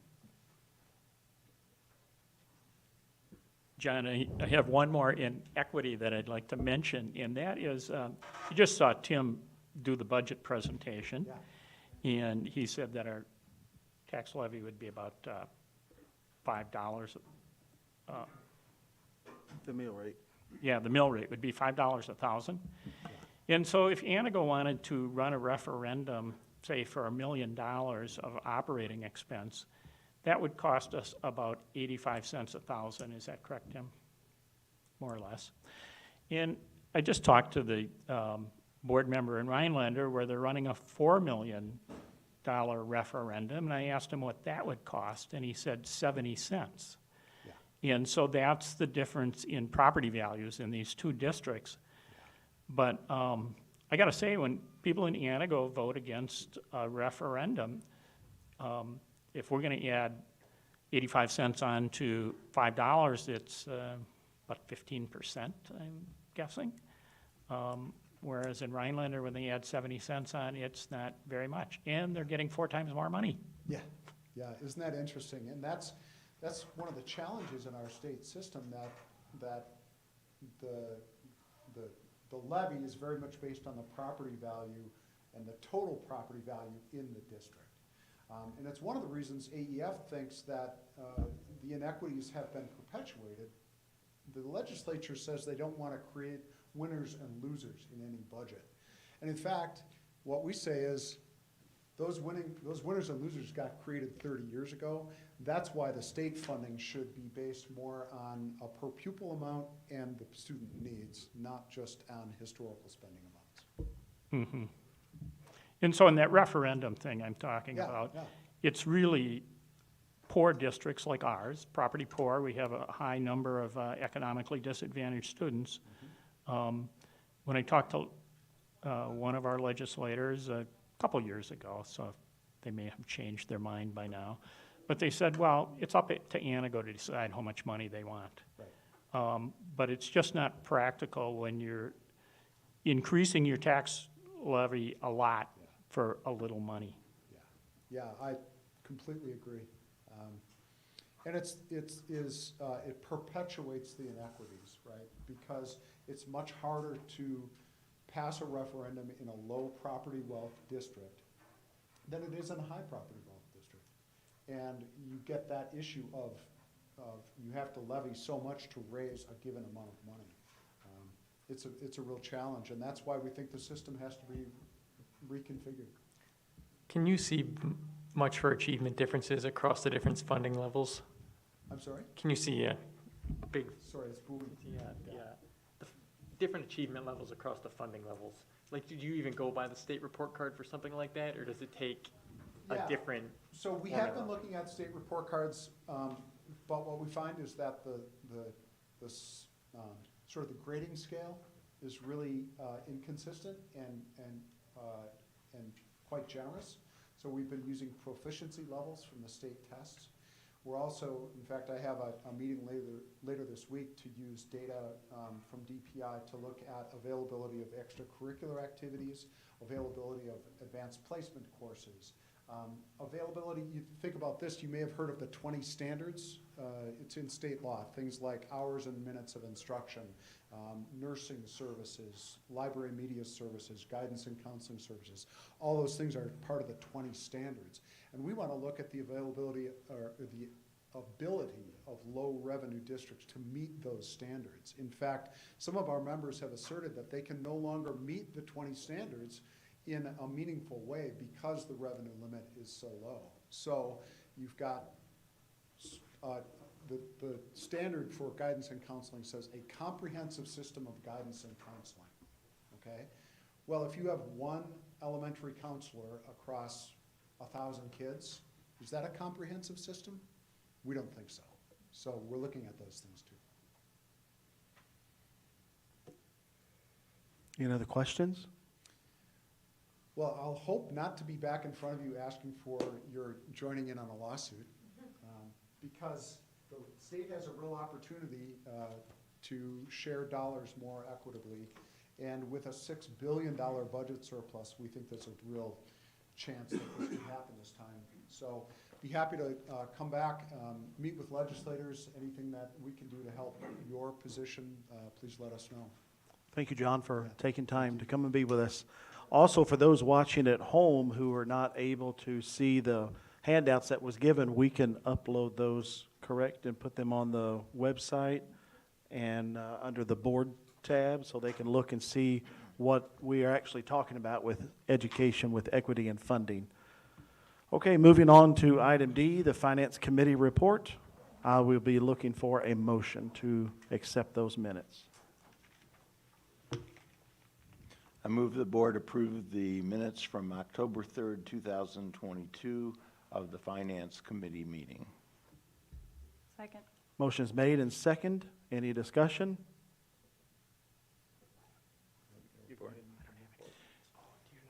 We met on Tuesday, October 4th, or with Ashley, we met on the 3rd. It was generated by Mary Kay on the 4th. I was present, as was Jill Maddock-Nelson, Tim Prunty, Dr. Julie Sprague, Clinton Rogers, Danny Pyatt, and Andy Mary. Under new business, Tim Prunty presented the September year-to-date financial report to the committee and would be on tonight's consent agenda. Enrollment projections for the third Friday count were not available at that time. However, the open enrollment out was listed as minus $1,187,460. There was a discussion on equity and funding, and we invited John Humphreys to be here tonight. Tim brought up the budget and mileage costs for the Boys and Girls Club and the Northwoods after-school programs, and all these costs are coming out of the ESSER II funds. Tim also explained the district's federal programs, as in all the titles, and the IDEA federal fund explanation to us at that meeting. We adjourned at 7:01. Questions or comments regarding the minutes from the Finance Committee? I have a question. after the ESSER two funds are exhausted, where will the money be coming for the transportation for the after-school program, if we're using it now?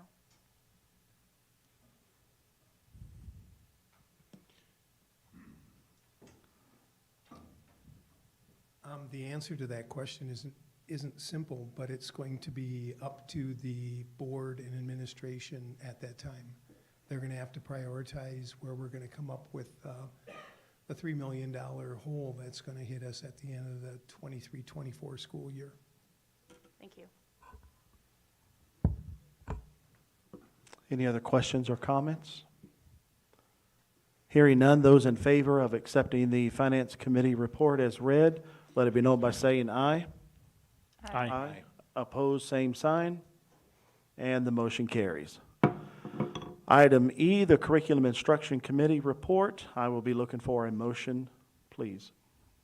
I move the board approve the minutes from the October 3rd, 2022 Curriculum Instruction Committee meeting. Second. Motion's made and second.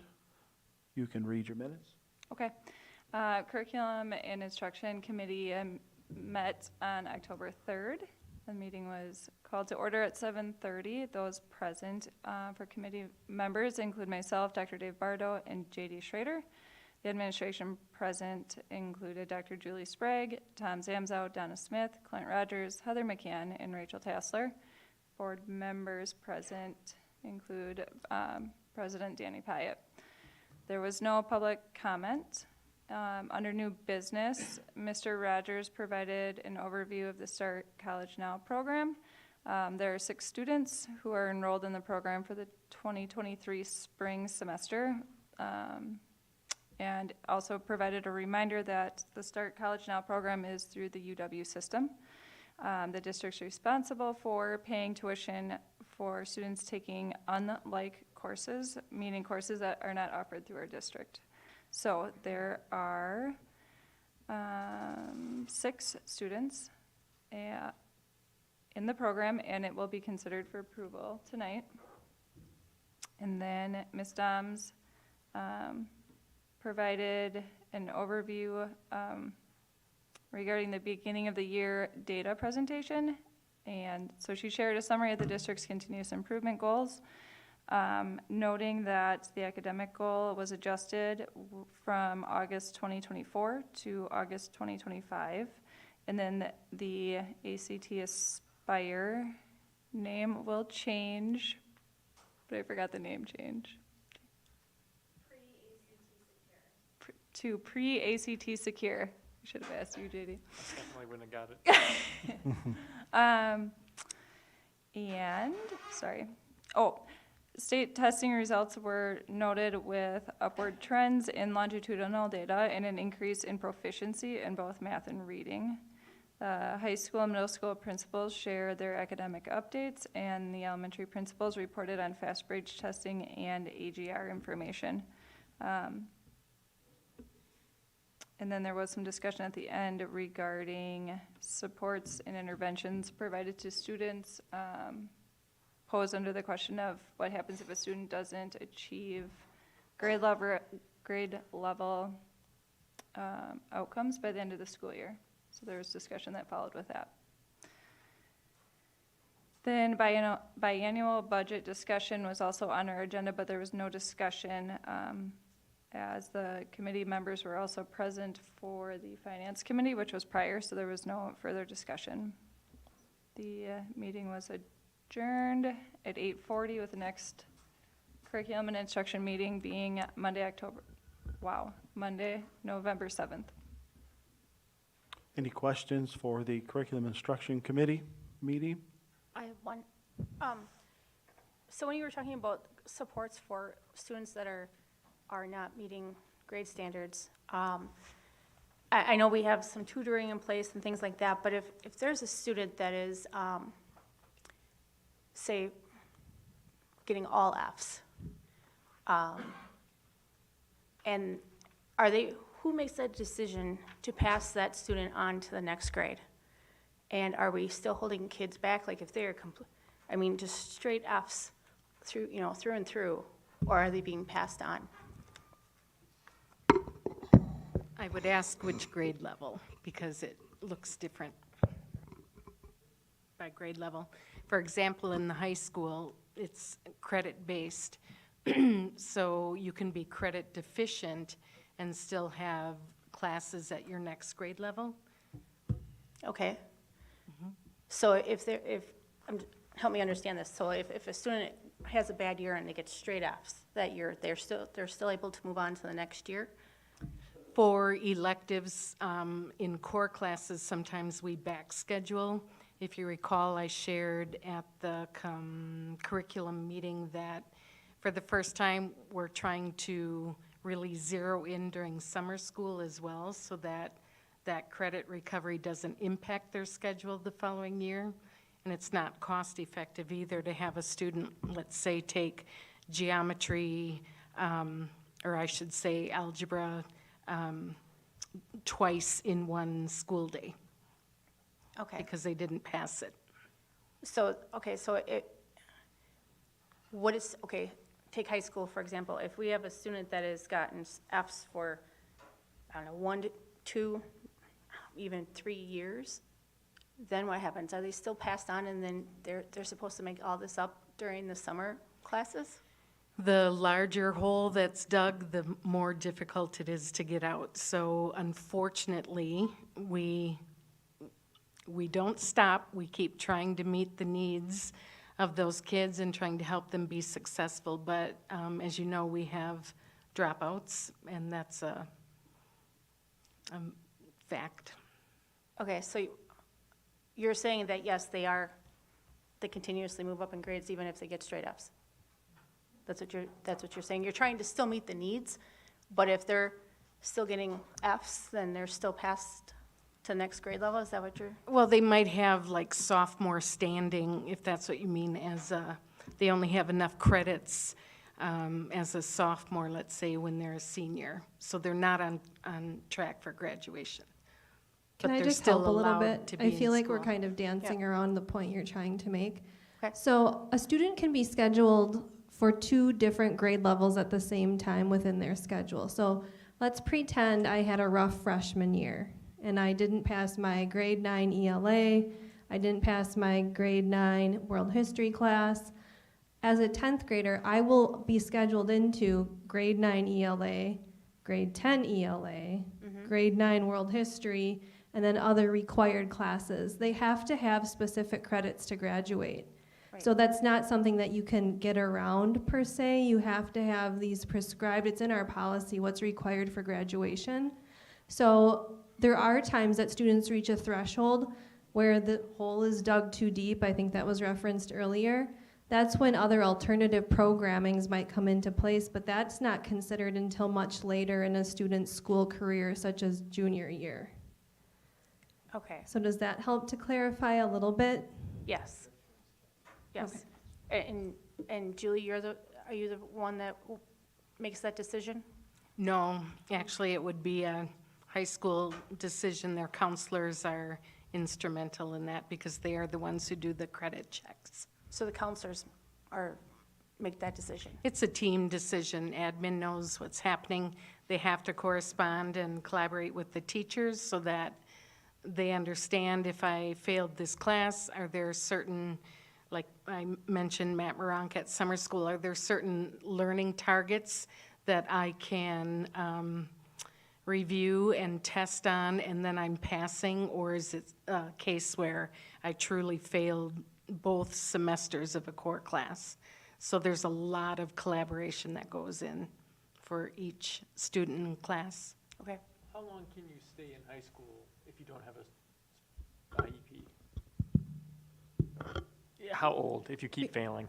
Well, 18 is kind of the age if you have an IEP up to 21, but then you're into alternative programming typically. But students have come back before to try to obtain their credits beyond 18, but that's a very rare instance. Yeah. Heidi mentioned in the back, there isn't funding beyond students who are post-graduation age or grade. But we don't want them to not achieve that either. Our goal is to have students achieve their graduation and their diploma with their peers. So we try all efforts to make that happen.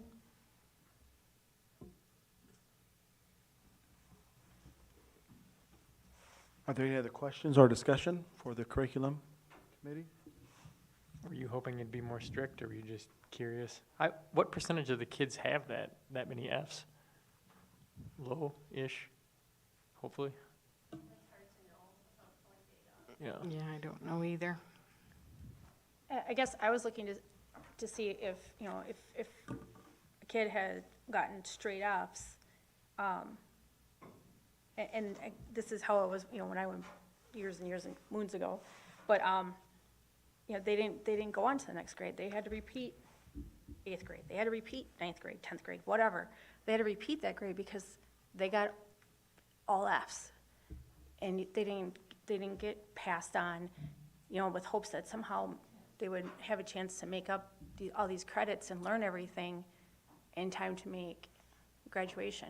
That, you know, that wasn't the thought process then, and I think that was a better way of looking at students that are feeling like I'm not talking like, you know, if you have 6 classes and you're feeling 3 even, I'm talking if you're feeling all of them, then how are these kids getting passed on to the next grade, and the next grade, and the next grade?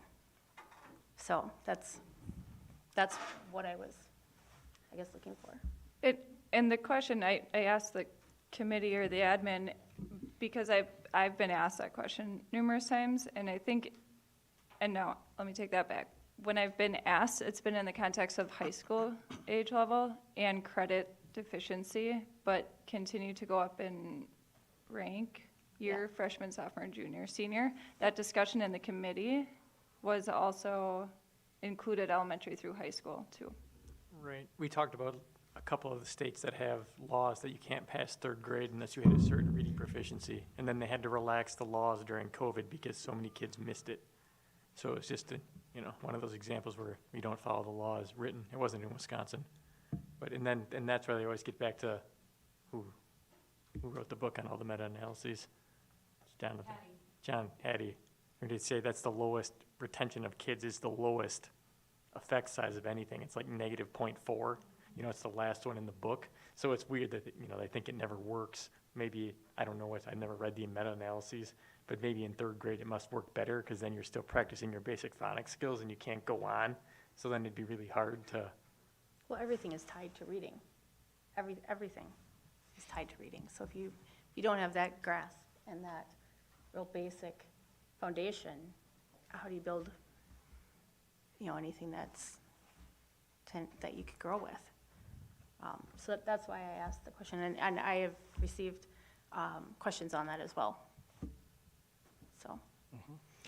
But I think as a board, JD brings up a good point here. If we wanted to look at kids who are failing, we want to look at what has data shown that would be the most effective thing to get them moved on, and not necessarily the thing that would make us feel that like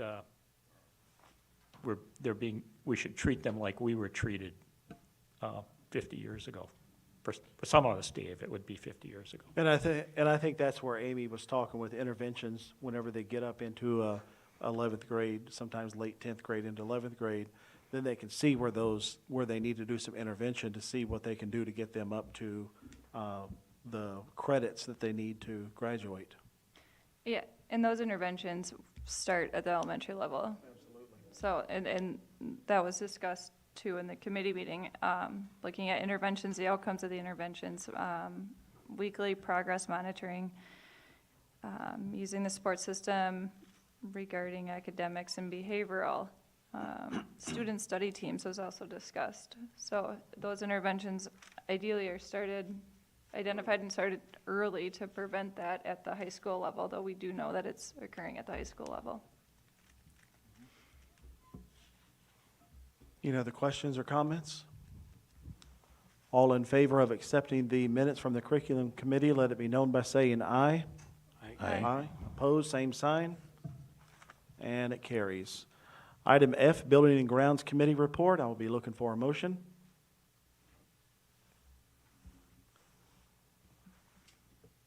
I move the board approve the minutes from the October 10th, 2022 Building and Grounds Committee meeting. Motion's been made. Is there a second? Second.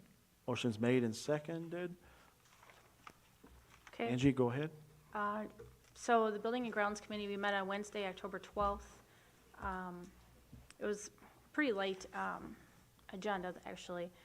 We talked about the discussion on the revenue limit formula and the upcoming annual budget hearing that we had tonight. And Jake presented the bid for bleachers at Schofield Stadium. And we talked a little bit about some different questions that are surrounding that. And then Jake also gave a preliminary report on replacing the windows at the middle school. And we were presented with 3 different options to consider, and pricing wasn't available at that time. We're hoping to get that in the beginning of November sometime. And then the education capacity analysis, they didn't really get to that yet. And that is, we're not looking at going for a referendum for like a new school with that. What we're doing is we're trying to use that to help utilize this space that we currently have in the most efficient way.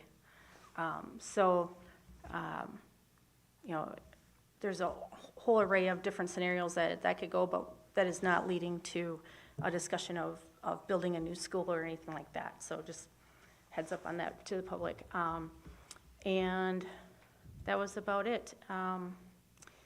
The bid for the bleachers at Schofield Stadium is on the agenda for approval tonight. And those bleachers, the bid for the bleachers is for the visiting side? Yes. Not the grandstand side? Yes, thank you. I missed the meeting with Bray, but, because one of the things we talked about is when we consolidated the schools back when Brian was the superintendent, we never talked about what was going to happen to our state test score when we separated the 3rd and 4th grade. We essentially lost our growth score, so we tanked our own state report card. That's one of the things they're supposed to be looking at, right? Like, how could we get a 3rd and 4th grader back in the same building? That was one discussion. So if it would make sense to move grades around and have like pre-K and K, kindergarten and like 1st grade in one building, and then it was kindergarten, 1st grade, and 2nd grade in one building. So it was like all different. That's what we were hoping for, to find out if they could make sense of it to make it work better without moving to building a new school. And we also were looking at ways to bring back libraries to the elementaries as well. And if that means that we're, for example, adding on to West Elementary, maybe that's what we're gonna do. I don't know. That was another option that was discussed, but there's all these different ideas that we're tossing around. We're hoping that Bray will help us make sense of it and say, yes, this is best use of this space, this is best use of this space, and so on. Yeah, I think we also talked about, libraries, but also music, art, Yep. all those extracurriculars, and plus people who just come into the building and want to pull one or more students out, that they have a place to work. Mm-hmm. And not having anybody working in essentially closets. Mm-hmm. Either we shouldn't have that. So Jake, basically what they're doing is giving us an analysis to see what we can better suit all of our students in what building, correct? Yeah. Yeah. Okay, any other questions for the Building and Grounds Committee? Did this initially come from the current space being too crowded, or our academic performance, or what? I would say both. Okay. Yep. That's what I thought, but I wanted to clarify. Yeah. Hearing no other questions or comments, all in favor of accepting the minutes from the Building and Grounds Committee, let it be known by saying aye. Aye. Opposed, same sign, and then it carries. Item G, Pupil Services Special Education Committee report. I will be looking for a motion. I move the board approve the minutes from the October 10th, 2022 Pupil Services Special Education Committee meeting. Motion's been made. Is there a second? I second. Motion's made and second. Kristen, you can go ahead with your report. Okay, so we touched on the financial aspect during, with Tim during the building and grounds, so we had Heidi talk during our meeting. It was a very good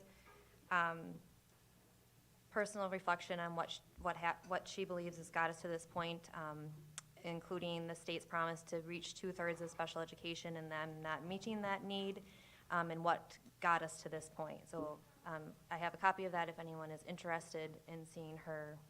It was great. Then Michelle Arlen talked about special education transition update. She's doing amazing things with those kids. She really emphasized the partnership with Goodwill. I got the impression it was one of the best partnerships that there is, and they are also working almost completely self-efficient with the web backpack program, and she has other really great ideas and high ambitions for the future. Heidi then updated us on the child count update. That is the number where our funding comes from. And she also updated us on the Get Kids Ahead grant update and what possible expenses that would be used for in the future. Then we discussed the behavioral survey. We talked about certain questions that would be on that survey if we felt it would be beneficial at this time, since there's certain processes that haven't really gone into effect yet. We think it will be better to have information coming from the behavioral strategist to see where we're at, since that's such a new position, and see what they're doing before we jump into the survey. So that's kind of been paused for now. We're gonna have the behavioral strategist at our next meeting, potentially. So then we adjourn, and our next meeting is set for Monday, November 14th. Questions or comments from the Pupil Services Special Education Committee? I will say if I could only have as much enthusiasm as just a little bit of what Michelle has, that was awesome that night. She did a great job, Heidi. Be sure to let her know in her presentation. That was wonderful. So Carla, back to your public comment. That last part, behavior survey update, is where you should connect with Kristen, so that would continue that conversation on the committee level. Okay, hearing no other questions or comments for the Pupil Services, I'll entertain a motion or a vote. All in favor, let it be known by saying aye. Aye. Aye. Opposed, same sign. Never mind, sorry. Could be off topic. And it carries. Item H, the Policy Committee Report. I'll entertain a motion to approve the minutes from the Policy Committee. I move the board approve the minutes from the October 17th, 2022 Policy Committee meeting. I second. Motion's made and seconded, and the report is, we met on Monday, October the 17th, right here in this room. Called the meeting to order at 6 o'clock. The committee members present was myself, Angie Schreiber, and J.D. Schrader.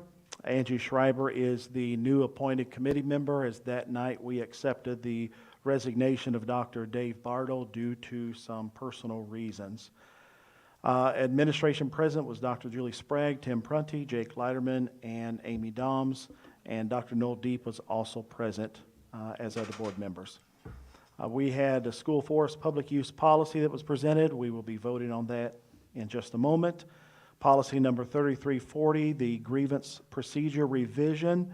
We will be looking at that policy and voting on that policy for first reading in just a moment. Policy 3130, assignment and transfer revision. We will be looking at that policy for the first reading and voting in just a moment. And policy 3120 for employment of professional staff revision. Also looking at that policy for the first reading for tonight. The meeting was adjourned at 7:19, and I quickly left to go to the choir concert over in the hall. I just want to comment on something from the Policy Committee, and that was a statement that you made, Mr. President, that the majority of the board wants to push this through, and we have to follow what the majority of the board wants. And this is referring to the, I think it's 2130, when you were having a discussion about 2130. And several people contacted me and, you know, asked the question, how is that? That the majority of the board would already know what they wanted to do on this policy when it hasn't been brought up before the policy committee meeting. And so I just want to, I know we got some new board members on the board, and, you know, it's unethical and actually illegal to be holding any kind of a meeting with a majority of the board, including a walking quorum. If you're not familiar with what a walking quorum is, a walking quorum would be board member A talks to board member B and says, we want to do this. And then B calls C and D, and A calls E, and then A and B get back together and say, okay, we're all on board with this. That's a walking quorum. Mr. Mary, we spent some time back in May with Dean Dietrich, and he explained this walking quorum. That was a Freudian slip of my tongue. I cannot speak for other board members. That intended statement should have been, what I should have said was, when this board comes together, the majority of this board will decide the outcome of those policies, not the majority of the board, because I haven't talked to the majority of the board for that meeting because of the walking quorum. And I am well aware of what a walking quorum is. Thank you. Okay, yeah. Well, you said it twice, and you said you wanted to push this through, or the majority of the board wants to push this through. Very well taken. Thank you. And it's noted tonight in the meeting that it was a Freudian slip, and I do deeply apologize for that Freudian slip, because I wasn't speaking to anybody else directly. I will be sure to choose my words correctly in the future, That would be Mr. good, Mary. because, yep. Any other questions or comments? Hearing none, all in favor of receiving the minutes as read from the policy committee, let it be known by saying aye. Aye. Opposed, same sign. Then it carries. Item number 5, board action. Letter A, consideration to approve first reading of revised policy 3130, assignment and transfer. I will be looking for a motion, please. I move the board approve the first reading of the revised policy 3130, assignment and transfer. Second. Motion has been made and seconded. I do want to make the board aware of, I know that Noel, you asked, as well as JD asked, for Mr. Dean Dietrich to be present tonight. I reached out to him and to see if he could be present, but he had obligations for tonight already. He did send a letter, and there is an attachment there that he sent to the board that Mary Kay put on the attachment.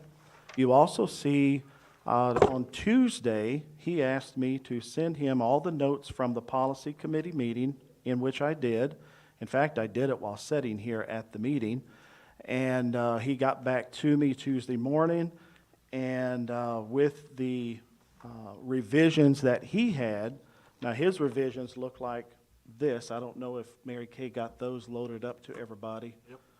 Did she get those loaded So too? which one are we talking about now? Are we looking at the first one or the one? We're looking at 3130. 3130. The one that we are looking at is the one that came from the policy committee. Okay.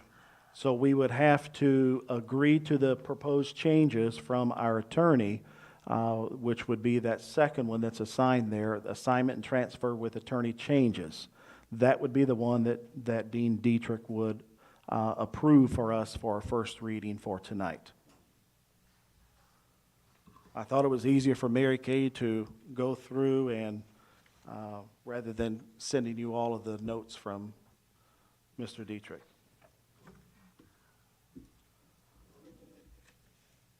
So clearly, Dean Dietrich, the attorney for the board, indicates that this is legal. However, I maintain it is absolutely not best practice. So I'm curious as to when he spoke to the board just this fall, a few months ago. In fact, President Pyatt, you began his welcoming him by saying that you understood the board to be at that 40,000-foot level. What changed between then and now that this is all of a sudden on the agenda to change my job description so drastically? I did make the statement also that when board members bring things to my attention and want the board to discuss it, that I would bring those to the board. And this was brought to me by a board member, so that's why we're here discussing it. As far as the 40,000-foot level, I agree that we should be the board at that 40,000-foot level. If you also recall, Dean Dietrich standing there did make the statement that in the event that there are things that are going on below that 40,000-foot level that possibly needs the attention of the board, it is, I'm going to, Mr. Mary, try to choose my words correctly here. I believe he did say it would be okay and in the best interest of the board to come off of that 40,000-foot level and fix what needed to be fixed at that whatever level it is, and then once it's taken care of, to go back up to the 40,000-foot level. So I've been a part of this community for 14 years, and of the 14 years, I personally see, we see decline in enrollment, as we hear every year from Tim from the business office. Not only do we see the decline in enrollment, but we also see declining scores. So what's wrong? Where is it at? So I think that may be, I can't speak for the board member that brought this to my attention, but that may be where the particular board member says we should come down off of the 40,000-foot level and start at the top. Any Fortune 500 company or any business company that is starting to fail, their board would come off of their 40,000-foot level and start at the top and go through the administration and find out what is happening and what's going on. Can I say something? Absolutely. So when Dean Dietrich was here in the fall, I don't know if you remember, but I did bring up the Wisconsin state statutes, and I did bring up the fact that while, yes, we stay, when things are going well, the board stays at the 40,000-foot level. But then when things are not going well, then that's when we need to get into the thick of it. The weeds. The weeds, yes. And get in there and figure out, because, it is, we are elected, and the board as a whole is ultimately responsible for the school district. We hire the district administrator and stuff like that, but we are, as a whole, responsible for the school district. And then policies, I just want to say, are meant to be fluid. They ebb and flow as things change, because things are always changing. So they ebb and flow. Does this mean that this is going to be written in stone for, the next 20 years? No, it doesn't. It means that it might be like this until, the district turns around and we start having a better test scores, better enrollment, better behaviors. All that kind of stuff, it's all meshing together, and it's all tied together. And so in order to fix it, we need to not be at the 40,000-foot level. So since I've been here, the positions in question that I have hired have been Amy Doms for curriculum, Heather McCann for the middle school principal, and Rachel Tassler for the elementary school. I fail to see how the board making different decisions for those positions would lead to what you're suggesting. I think those are three outstanding hires. And it's not because I hired them, but I supervise and evaluate them against what I've charged them with for their job descriptions.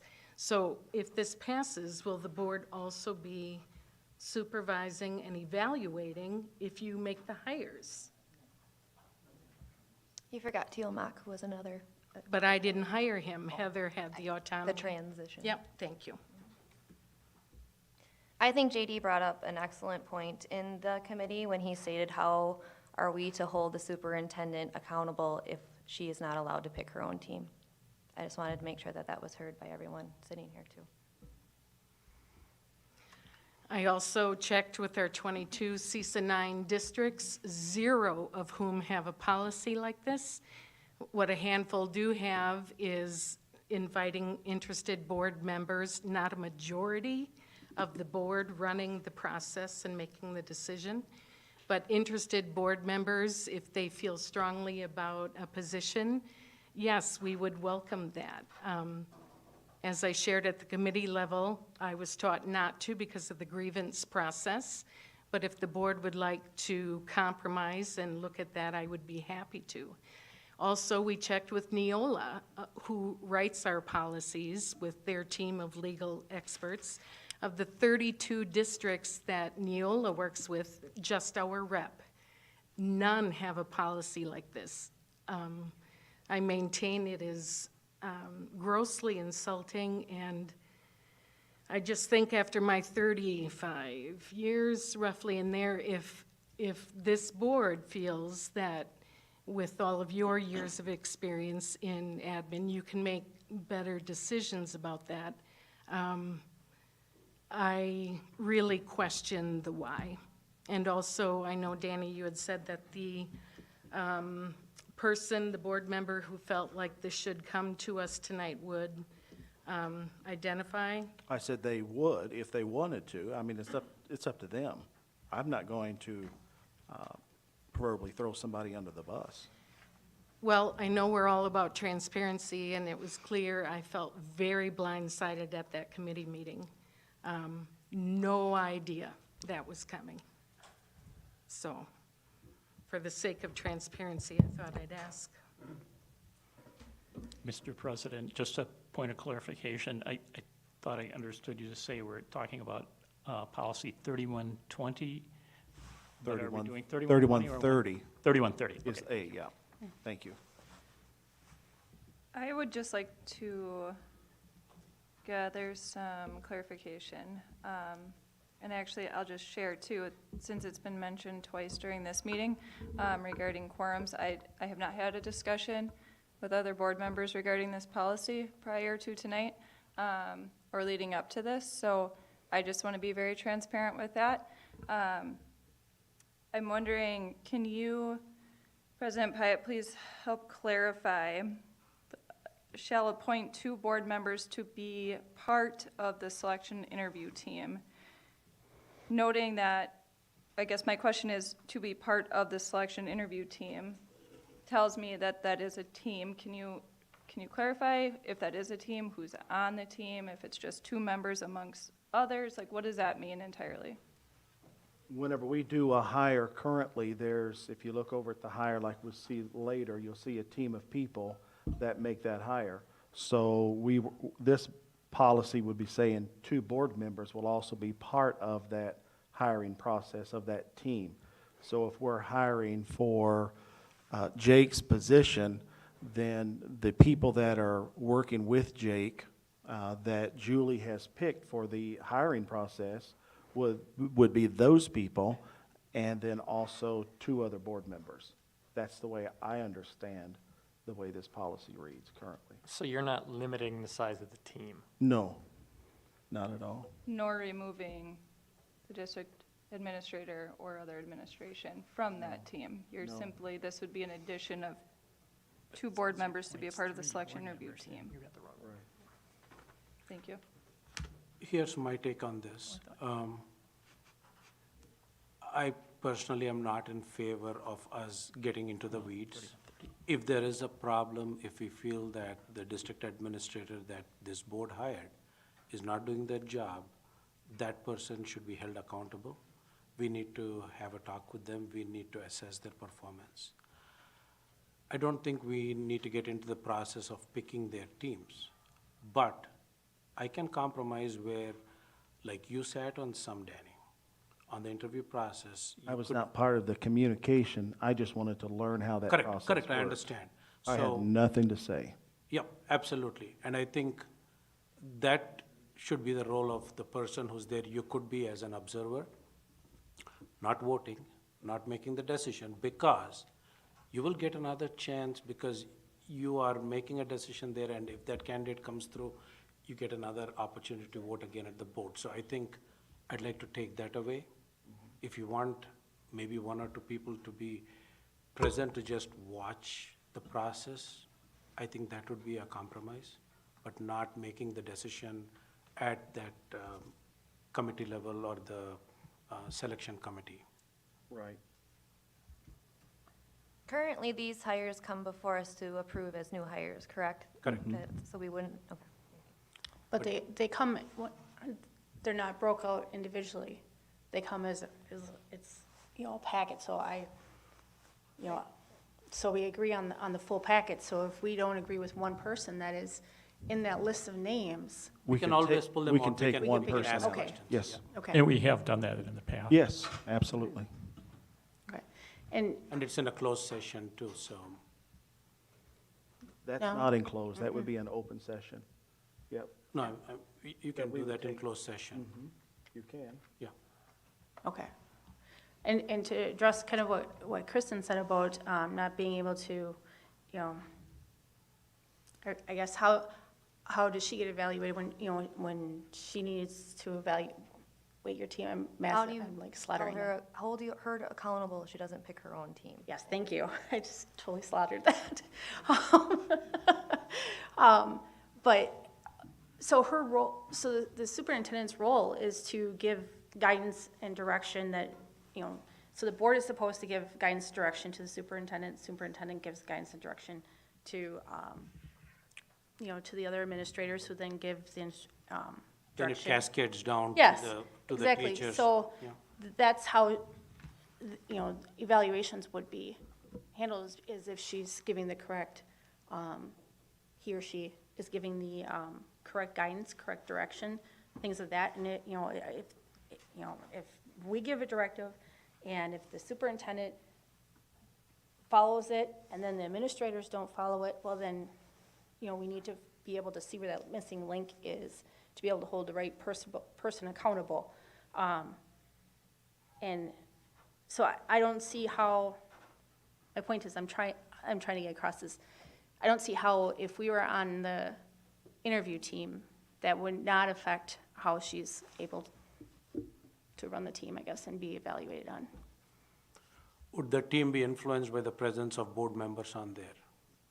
If they know which way you are going, people can figure it out by the questions you ask, your body language. I'm very sure if I sat in a meeting, I'd know exactly how you were reacting to somebody. I look at people.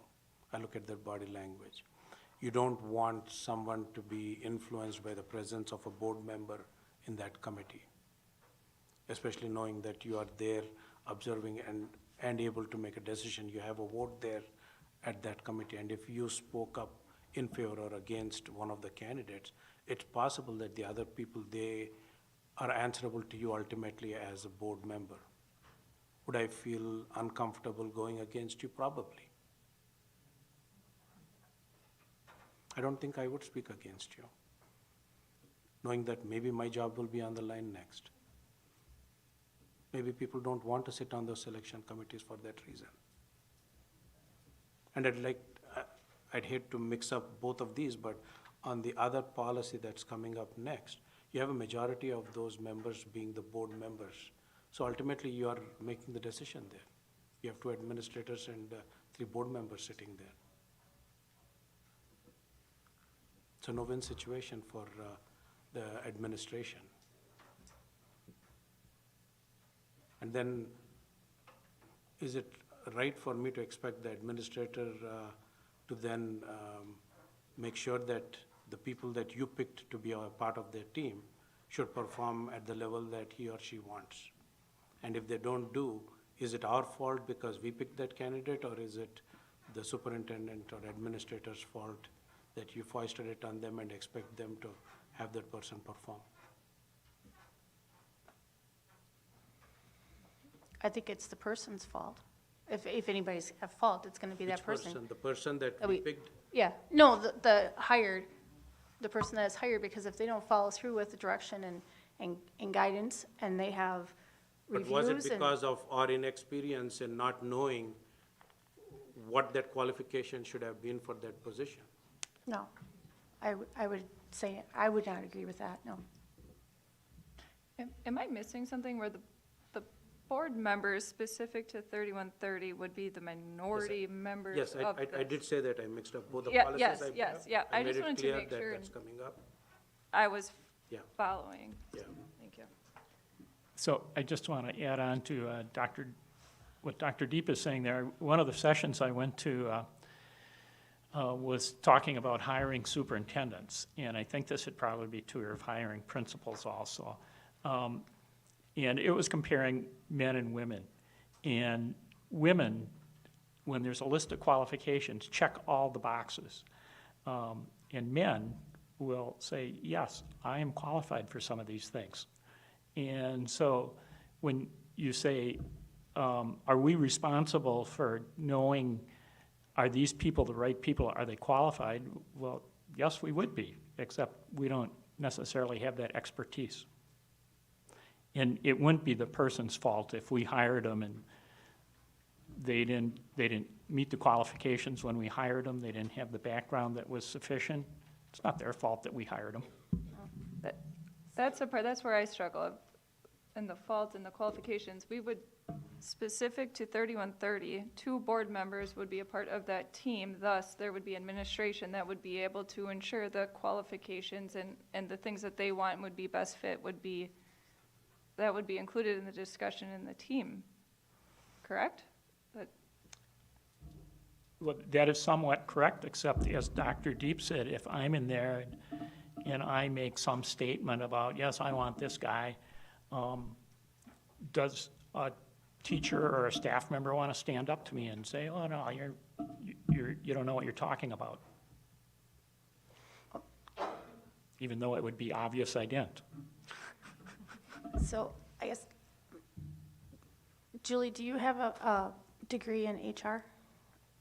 Are you like specially trained in human resources?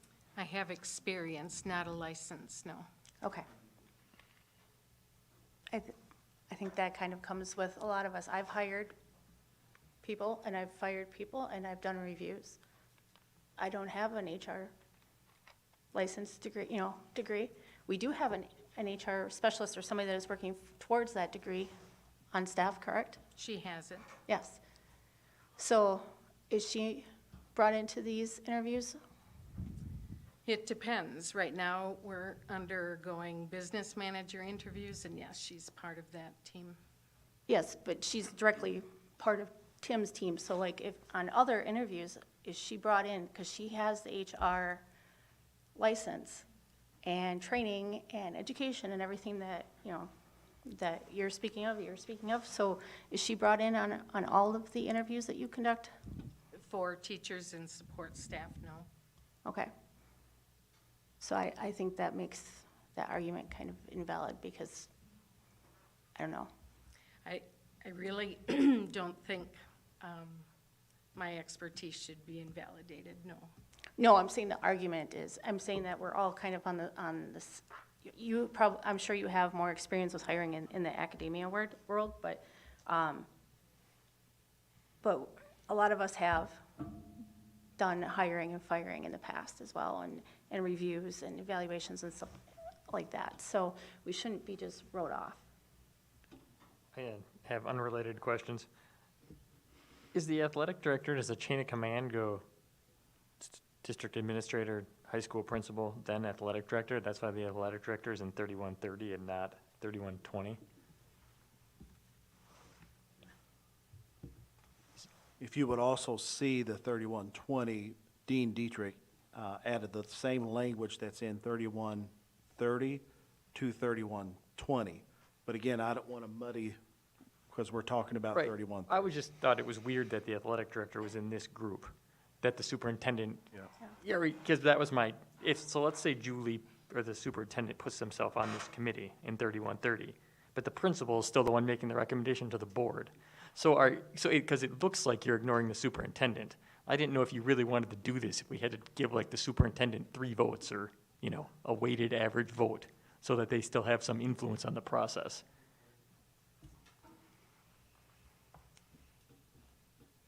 Well, the last line, the last sentence, JD, if I'm reading correctly, the board is the one that's going to make the final approval for the person prior to any offer or employment or assignment. Correct. And that would be upon Dr. Sprague's recommendation to the board. But it says the principal. Oh, I'm sorry, yes, for the principal. So are you then saying Dr. Sprague can tell the principal who to recommend, or are you saying that's up to the principal? Well, she would be probably part of the interview of these people, associate principals, dean of students, athletic director. I'm just saying, does the team vote, or does the principal make the recommendation?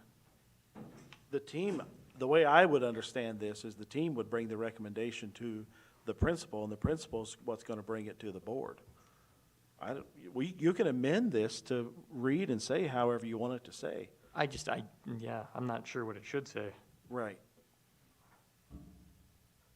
Do you know what I mean? I understand. I completely get what you're saying.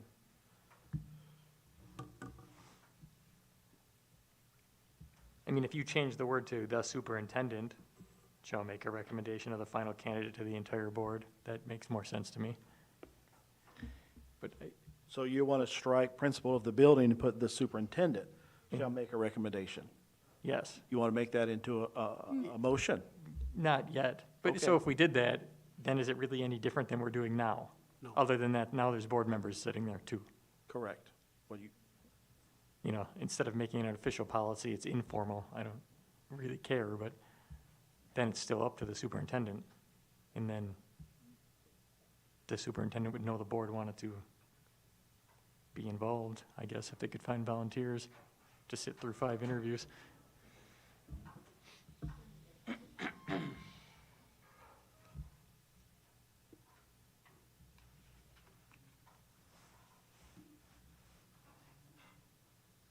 Any other discussion? Questions? I'll just share, I guess, I'm just processing, I appreciate the feedback and the discussion, which is why I made the motion, because I genuinely was interested in the discussion. Food for thought is spinning this, I hear a lot of struggles or frustrations with the proposed policy change. I'm just wondering if we could see this as an opportunity to build the relationship, rapport, and trust between administration and the school board. I think there was a lot of feedback in the, I forget the name of it every time, the meetings, the mission and vision. The strategic planning meetings? Thank you. Okay. Seemed as though there was a lot of feedback of pointing to the board as the issue, and so it doesn't have to be discussion right now. It's just the one thing that we haven't talked about is, can we make this an opportunity as a positive and strengthening the district as a whole, as opposed to like pointing the finger and who would be, you know, who would be responsible for the hire, or the failure, this or that. But just shifting the way in which we look at this situation perhaps could draw some other thoughts, maybe at the next meeting. I'm not sure, but that was just what I wanted to share before we move on.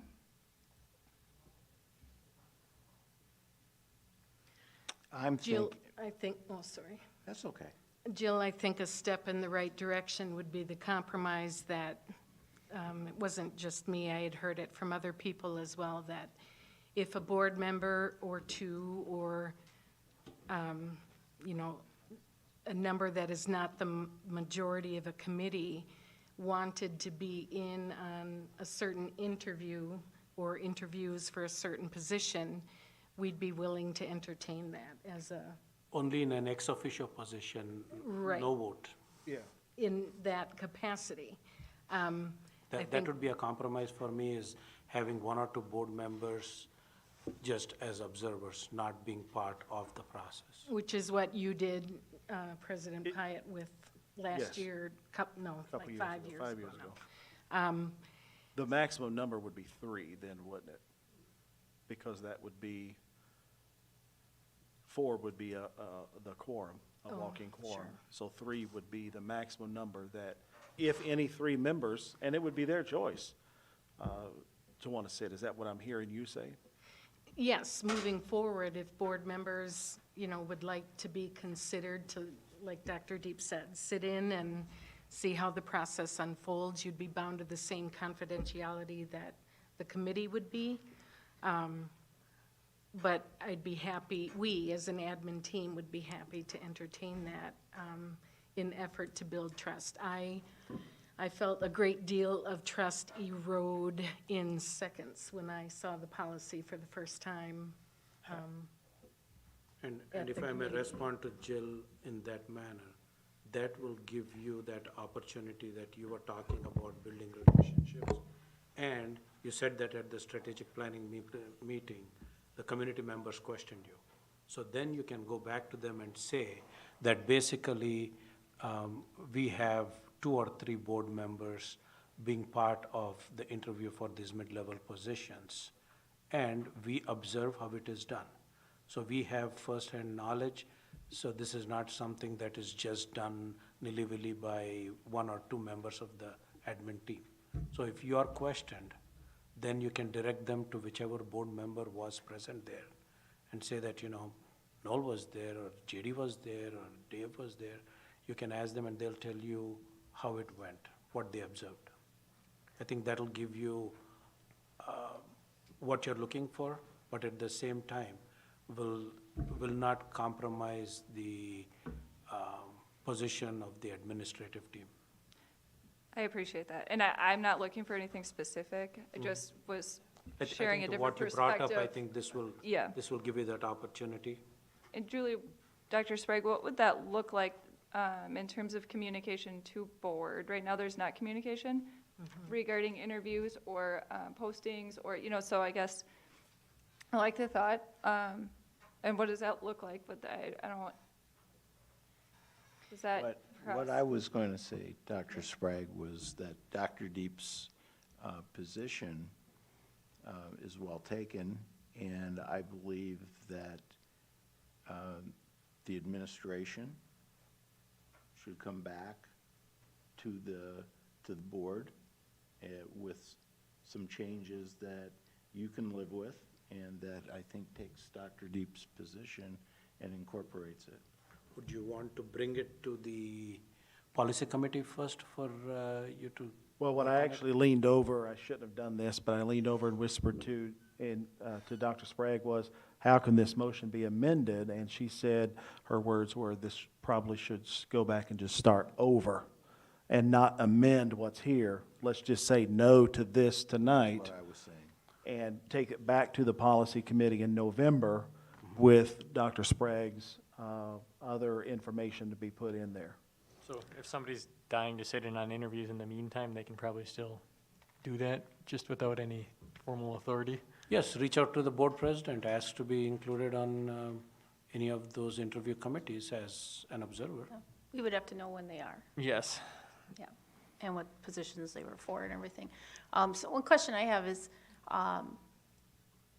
if we did where we, it's not in policy that we are part of the hiring committee, but we can sit in, we can't ask any questions then.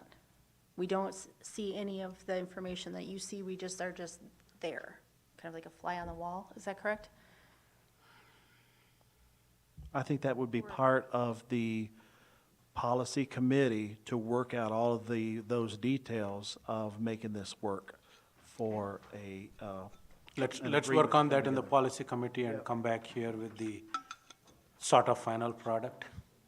So maybe people come to that if they have thoughts, because you make a good point. It'd be annoying to be dying to have a question and not being able to say it, but at the same time, you don't want to take over the process. So I don't know the board member can ask 1 question, 2 questions. And you could probably They have. could shut us up, Angie? I don't think they could. JD, members of the admin team. in the interview that I was part of, and I wasn't part of, I just went to observe, there was a room that had probably 25 people in this to start with, and each one of the teachers that was part of it, because it was the hiring of our high school principal, Clint Rogers, and each one of the teachers had questions sorry, they had questions written out on paper that was assigned to them. So Dr. Sprague would read question 1, Kristen question 2, and so on, and they went around the room that way. That's how it started, and then it dwindled down to a smaller group of people until, if I'm not mistaken, I think the last part, there was just 3 or 4 people that was involved in that final decision to bring to the board. That was the process then. I don't know what the process is So now. who got to make those questions? Sort of like the Administration made those questions, yes. And often we take input from the hiring committee, or there's a process like Heather, I'm sure, led at the middle school. What traits or job descriptions, qualities are we looking for when Teal was hired, for example? So she would elicit feedback from the stakeholders in that building and then move forward with that information. I just want to say that, going back to the state statutes and how, it's clear, it's black and white, and, which is often hard to find in state statutes, but it clearly says that, that the board is, ultimately the ones that, the responsibility of the district falls back on, right? I just want to say that if the wrong person gets into, say, and I'm not saying this don't take it this way, that it happened, so don't twist my words, take it out of context, nothing like that. But if we were to hire a person that didn't fit well with our community standards and what our community is looking for, say in a principal position or a vice principal position, or any of the administrative positions at Dorr Street, that could have a massive, very bad effect on the school district, on, voter confidence, whether parents are keeping their kids in the schools or whether they're pulling them out to homeschool them or online. That can make a huge, huge difference. And that responsibility, again, for the school district, per Wisconsin state statutes, and everybody that's elected us into these positions, says that we should be doing. So I just want to. I'm not disputing that, but also, that would probably also include the teachers then. Yes. Because. Yeah, you're absolutely right, yeah. Do you think that we should be sitting in on interviewing and selecting teachers for each position? How far down should we be going? Well, I think if we give the correct guidance and direction to kind of like what Danny said, when you have a Fortune 500 company, if the higher management gives, the direction to, and it follows down that. That's precisely my point. Yeah, but if we're not in the, We give need to be direction in the to the interviews. superintendent. If the superintendent does not perform to the level that we have selected them and assigned them, we replace them. We hold them responsible for what we hired them for. They similarly should go to the level below them.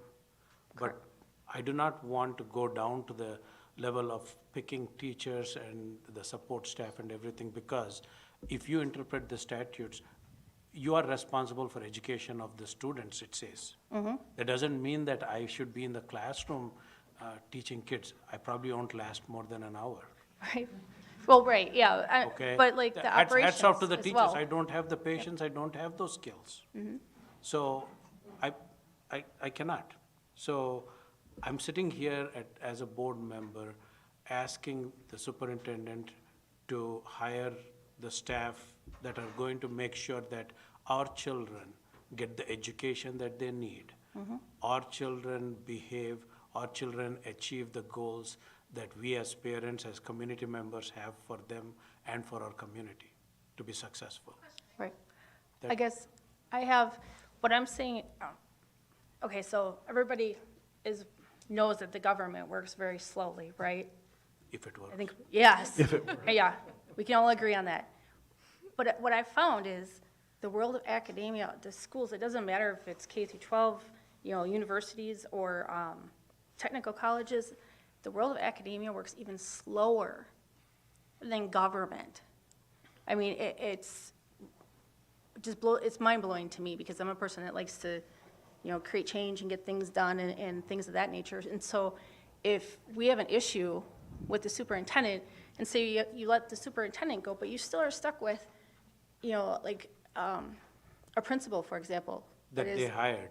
That they hired. Right. And now you gotta take the time to go through and, But by the same argument, well, you could have if avoided the whole we thing. influence the principals or the athletic director or somebody, and if that's not somebody that would be able to work with that superintendent in his or her opinion, and that is why they did not want them, but we somehow influence the decision, that would also be something similar. That's a fair point. Yeah. Yeah, you definitely need to take I- the superintendent's So I opinion into. think the yeah. best thing is, as Danny said, let's go back to the policy committee, let's go back to the drawing board with whatever. I think we're kind of in a conundrum here. So I'm going to suggest that whoever did the first and the second on the, Right. to look at 3120. No, 3130. 3130, if they will remove that, their motion, their second, I think what we're looking for is to have To postpone. A and B be looked at by our administration to come back to the policy committee with some different language. Dr. Bartle, what a person would need to do is to, according to Robert's rules, commit or refer item A and B back Yep. to the policy. At this And time, that I'd like to make that motion because referral takes precedence. I'd like to refer both these. Can I go to B also? Yep. Okay. I'd like to make a motion that we refer both of these to the policy committee to be worked on with the input from the administration, to be brought back to a future meeting. Motion has been made to refer item A and B of board action back to the policy committee to be brought back to a future board meeting. Doesn't have to be the next month board Nope, meeting. I'm just a saying future, to a future whenever board it's meeting. ironed out. So the motion's been made and it's been seconded. Kristen, can we do a roll call vote, please? We sure can. Dr. Deep? Yes. Maddock Nelson? Yes. Matt Miller, yes. Mary? Yes. Schreiber? No. Schrader? Yes. Bardo? Yes. Hyatt? Yes. Item C, then, consideration to approve first reading of revised grievance policy. Looking for a motion. I move the board approve the first reading of the revised grievance policy as presented. Second. Motion's been made and second. Any questions or comments? Or Dr. Sprague, do you have anything you want to add? Because this came straight from Dean. Just what we discussed at the policy meeting. Dean, with his years of experience, had gone through our grievance policy, which, as you know, comes from Neola, and wanted to add clarity and general understanding to the procedure, start to finish. So he revised it in effort to provide that clarity. Any other questions, comments? So this is approving the first reading of the revised grievance policy.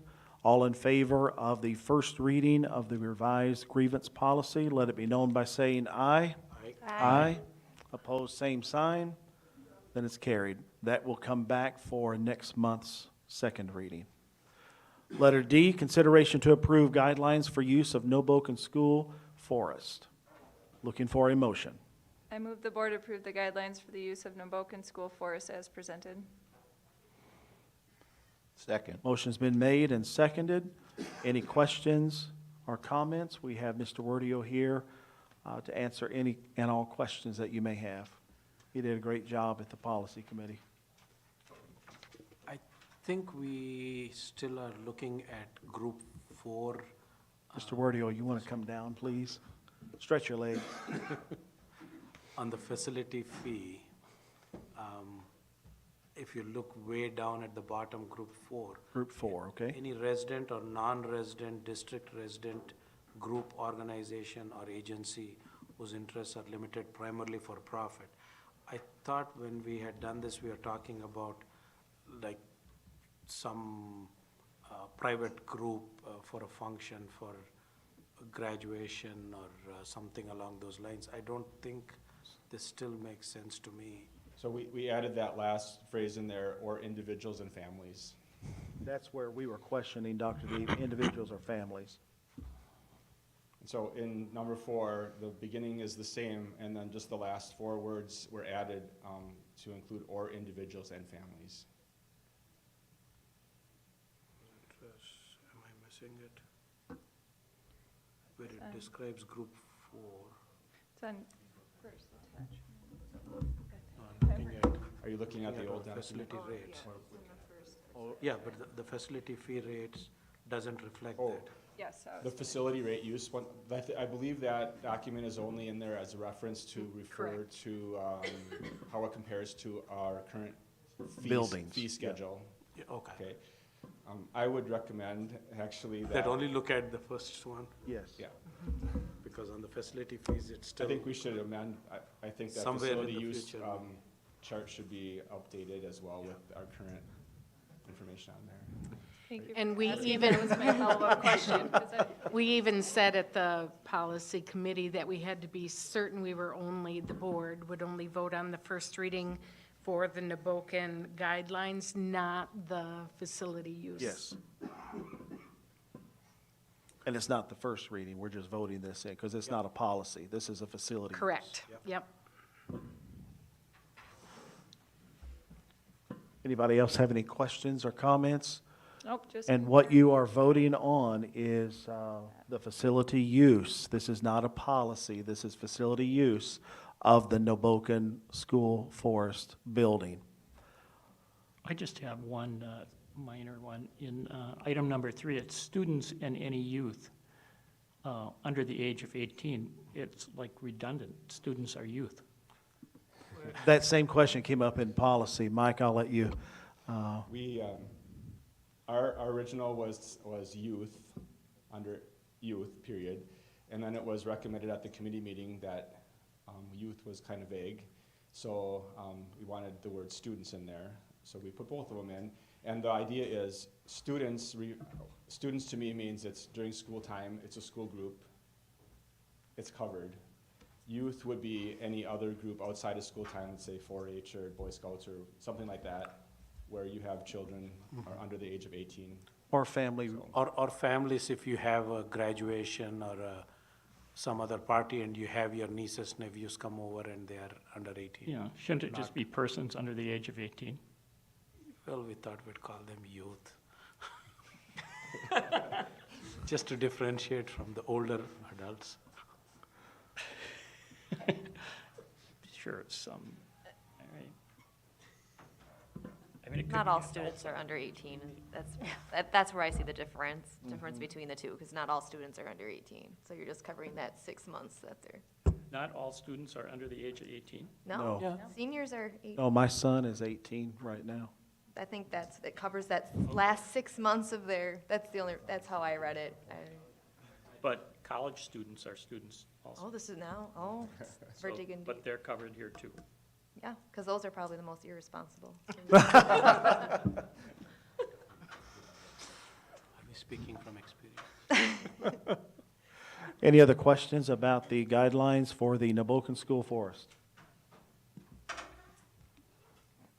Hearing no questions or comments, Kristen, can we have a roll call vote, please? This will, should it pass, this will come effective immediately. Maddock Nelson?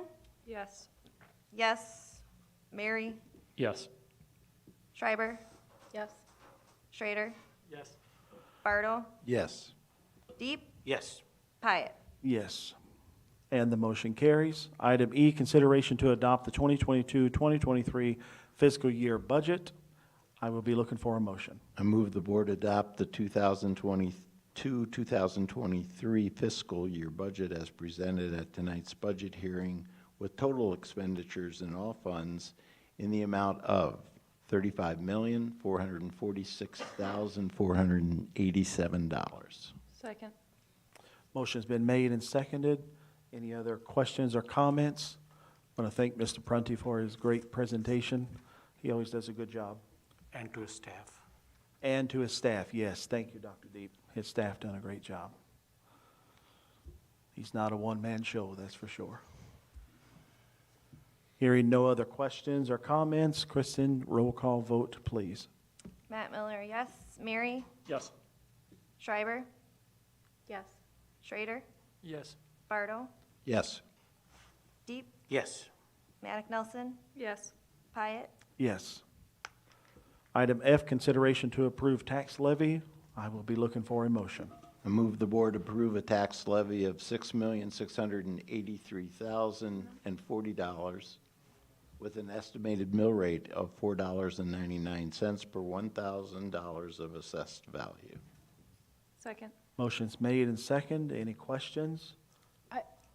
It's Again, not necessarily a question, but Tim, can you come up and just, for the folks at home listening, put this in layman's terms? So if you have a house that is, say, 60,000 or even 100,000 for easy numbers' sake, you know, how much is can you explain how this is going to raise or lower taxes and by how much?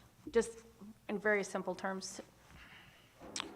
So in the simplest terms, it's $5 per $1,000 of assessed value.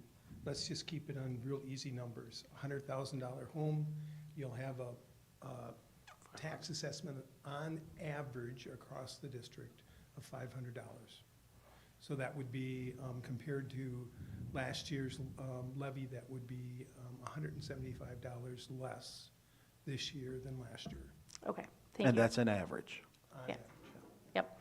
I just wanted it to be put in layman's terms, so to speak, real simple, you know, for people watching at home that, That didn't everybody get to can see the understand budget this, hearing. yep. Yep.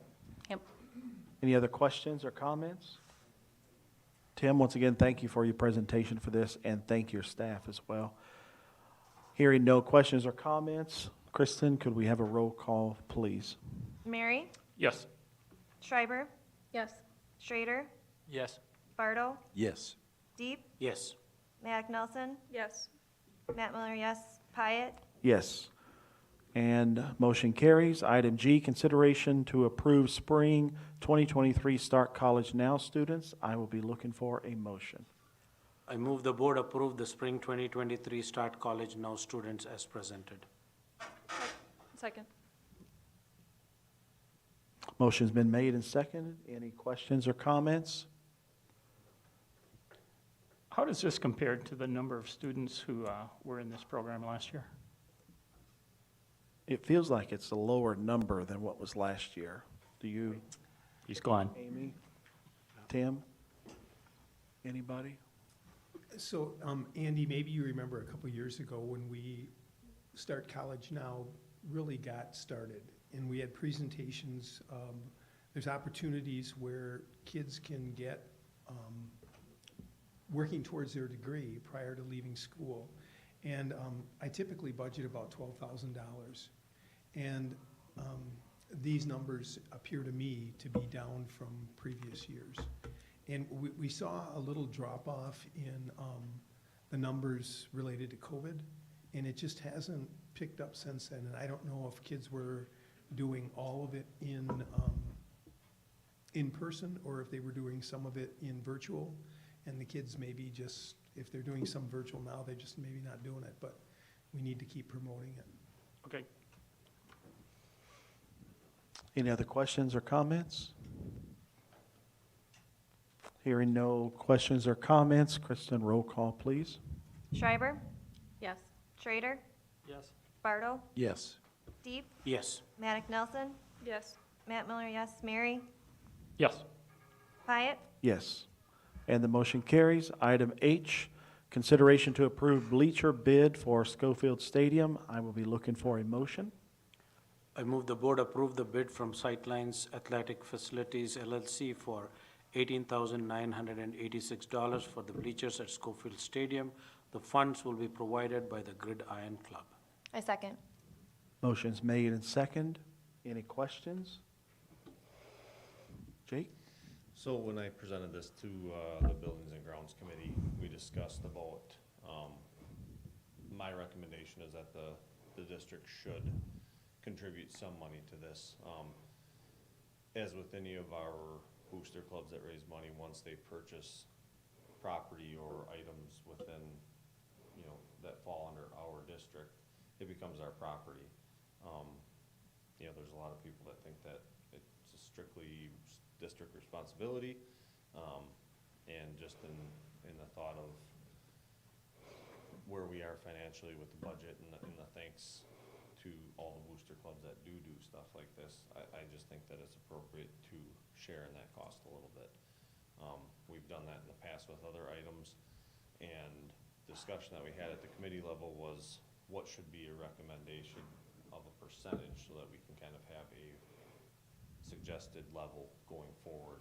So I look back at some history, and I think accurately or appropriately would be 15%, and try to do that as much as the budget allows us with projects that are similar in nature or items that are similar in nature going forward.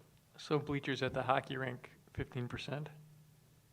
We don't own that facility. So that they get nothing? So that would be different, yeah. And that's where it becomes a little hard to have a black and white. So is there any other situation like the football field that we own that's not? Band uniforms. Right, uniforms, but Not that I can really recall that would be exactly like that. You know, we did a resurfacing project with the tennis courts years ago. the ones across the street or the ones that? Yep, the ones across the street. But we own those, right? We own those, and a lot of that was funded through Tennis for Life. When you look at the track that we redid last year, that was completely funded by the school, so it's hard to balance that because a lot of those facilities are, the usage kind of varies so much that it's hard to create a hard and fast. I don't know what we would have said if they just would have come to the board and said, please buy us new bleachers. You just assume we would have said no, so they fundraised, or did they? Tim? So what's a little different about Schofield Stadium, if I recall, the boosters came to the board and asked for approval to raise funds. So I think, you know, hindsight always makes it a little difficult. Those conversations should probably be up front when booster clubs go to do fundraising. And if it's approved by the board to do the fundraising, maybe there is some discussion at that point as to what the match might be. You know, and Jake's logic certainly makes sense because that's what we've done. But going forward, the board might like to look at how they might want to address that policy. So the question is, are you asking us to modify the motion now, or is this for future reference? I would ask you to modify the motion to include the 15%. The statement in the motion now that the funds will be provided by the Gridiron Club is that they chose to, on their own, make a motion to pay for the entirety of the bleachers, and they're offering to do that. I just think that it's, in all fairness, everything that they do for us financially would be. The current set of bleachers that are there on the visitor side, the Gridiron Club has already purchased those. So they're gonna be adding two because it wasn't enough for seating for the visitors when they come. I don't have a problem modifying it if the board. Just so we all know, the 15% amounts to $4,746.50. Yeah, the other thing you brought up, Jake, was that the wrestling club just purchased mats, right? Correct. And so we should have theoretically gave them 15% also? Yes, Yeah. that would be my thought. The tough one with that was that that mat was only $8,000 and some dollars, so it didn't come to board for approval at any time, so it kind of. Okay, I was wondering. Didn't have a discussion to where They gotta spend more money before they get help. Well, You're at yeah, 35. that was an oversight on my part. Yeah. So, one question. I'm just playing this out and thinking out in terms of the discussion and where it applies to and things. I really like the discussion that happened in the committee and bringing it, and the recommendation makes a lot of sense when you put it that way. It's our district property. What about gymnastics? And then I'm gonna take the assumption, and I'm seeking to confirm it, that swim would be district paid for, but they have a club, so I'm not sure. Gymnastics and swim come to mind that we haven't touched on. When we look at the equipment and stuff like that, I think that's, should be similarly supported. When you look at what we discussed with uniforms and that type of, expendable type items that are gonna need to be supported yearly, you know, that really fell in the discussion that we had earlier when we came up with that schedule. So I think anytime equipment or something more permanent fixture, that's gonna be longevity and not an expendable object. That's one concern that I have is, you know, we're gonna be setting up a precedence with this. So where do we stop? Where do, you know, we're already gonna be, short on, I guess, you know, in a deficit here in a few years, so Yeah. like, I was just going back to Tim's point. Yeah. A couple hours ago, where he said that in 2 years, the board at that time would have to think about where to cost cut, where to tighten your belt, Right. so. as much Well, as. and what you're saying too is as the funds are available, I mean, the Gridiron is not Right. asking for any help, they're willing to do it. Correct. Yeah, and I don't think that we, you know, we're saying that we appreciate their, you know, the help and everything like that, but we, financially, it just would not be responsible to do that and to set that precedence right now. What do we do for the football field? Did they raise the full 100,000 or whatever, how much was it? No, that's actually where I got the number from, is we handled the install of the sod for that. And that came out to be about 14%, just over 14%. That's where I pulled that number from. And I apologize for hitting a wrong key on my phone. It's not 48, it's only 28. 28, 29. 47 and 90 cents. Dave, I've never seen you make a math error, so I'm I should have entertained. done it in my head, I would have been closer. I don't know, I really hope the state's gonna bail us out a little in 2 years. I thought we've been gonna be broke for the last 6 years, and so far the state's bailed us out every time. So I'm not opposed to paying for some of this. So what about, I saw there was a donation to the Aquatic Center. Is that donation for something in specific, or are they just making a donation for operating expense? Just, okay. My only thought is there's a lot of possible updates to be made to Schofield Stadium right now, and the Gridiron Club may not want us to contribute at this point and have something in their back pocket to say, we're doing all this for you, and now we need some help on the other end.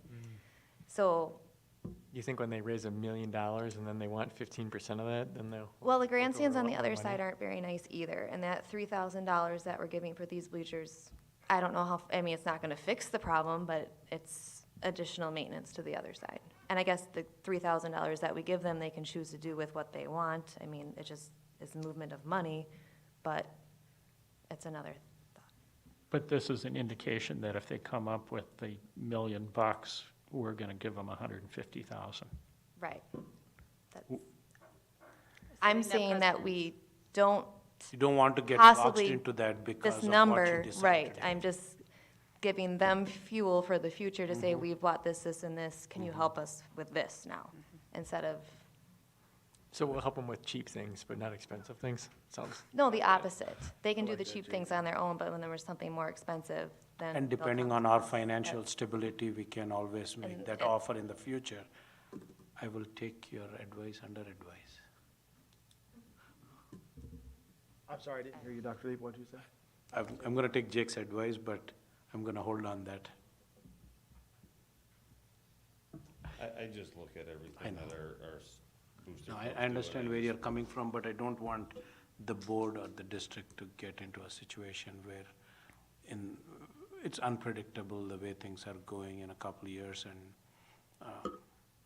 I'm not very comfortable starting that trend, and then other clubs or somebody might get us down. I appreciate where you're coming from. I'm with our utmost respect, but I think I'll pass. Any other questions or comments?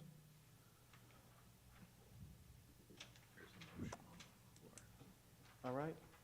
Hearing no questions, comments, Kristen, can we do a roll call vote on the motion that is printed in front of you? Schrader, Yes. Bartle, Yes. Deep, Yes. Maddock Nelson, Yes. Matt Miller, yes, Mary, Yes. Schreiber, Yes. Hyatt. Yes. Okay, I am in desperate need of a little short walk. Can we take 8 minutes and make our short walks and get back here, please? Thank you. How many minutes? 8. Can make it 5.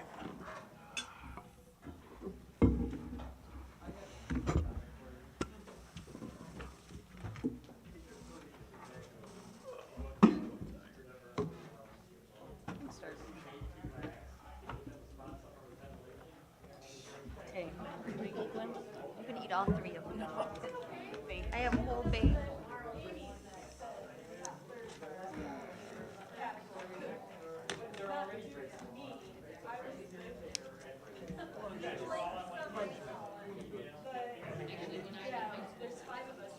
I went with sea salt and caramel. But I picked something up thinking it'll be a long meeting. Yes. I'm a food person, so it really doesn't matter. Salty, sweet, a burger. The rest of it should move. I would eat one right Good to now. think about. Good to think it's done? What?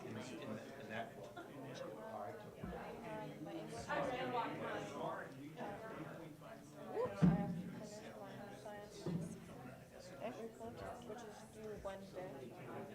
That's plenty of time. And then I have this problem on that homework that I need help with, and I'm not sure if you'll understand. What's it on? X and Y. Yeah.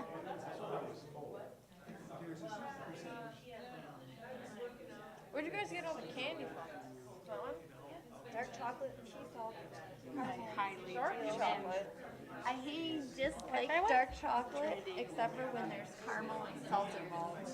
Yeah, I've never liked dark chocolate. It's so. different with this combination. I don't like dark chocolate. You've got one right there. Just, she gave me 2. Mm-hmm.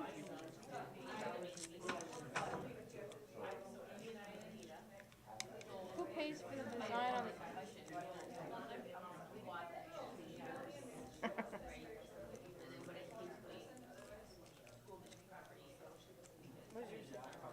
Don't think about it, just be about it.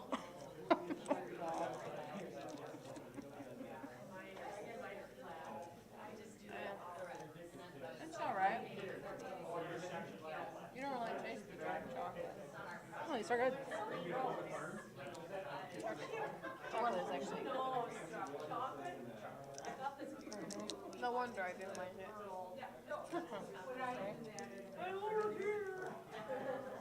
This one says, always have time for love.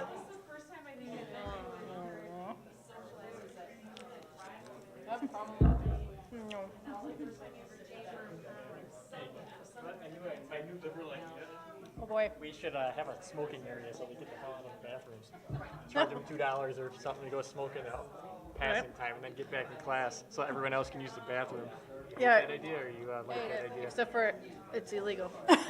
Yeah, It is illegal, but it's illegal right now, and they're still it's doing it. illegal if you get caught doing it. No, that's not right. That's an arguable question, right? So, do you still have your attorney license? Yes. Oh, you do? I thought they expired. You just have to pay and take your CLEs. Oh, okay. So, what type of attorney? Nothing. It's all general. You can do anything you want once you have the Yes, you just have to go relearn the law to make sure you're compensated in the area. No. No, I took the bar. Yes, but then you just maintain your $500 every year to stay a member of the state bar. You have to take 40 hours of continuing legal education every 2 years. And so that's cheap.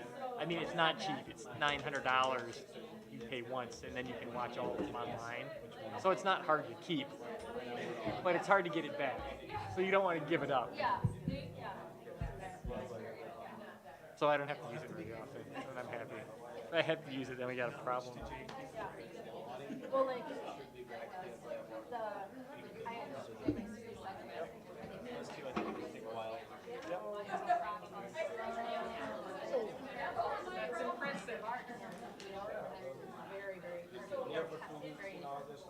All right, if we can come back to order, please.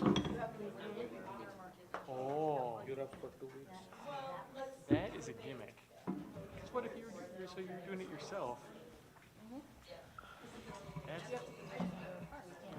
no, that is some bad monopoly. What is passing time at the high school? Business. We should have done it in 4 minutes, right? But could you I go think- with your own LLC? and then- What's that? Oh, yeah, so that's it. Probably not. Okay, moving right along to item Here, I just have to. Item I, consideration to approve district communication plan. I move the board approve the district communication plan as presented. Motion's been made. Is there a second? Second. Motion's been made and second. Any discussion? I just want to say, so we have the committees in place, and this has not come before any committees that I'm aware of. And for that reason, in addition to it's missing a lot of detail to it. So, for example, let me pull it up here, hang on. So, when it talks about the different avenues for communication and things of that, it just says that they're going to do a lot of this stuff.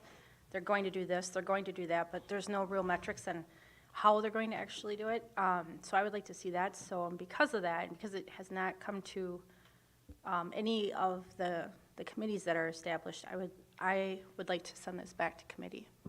Well, I did check that out with President Pyatt, and he agreed that it would come here. We've been talking about it since last year.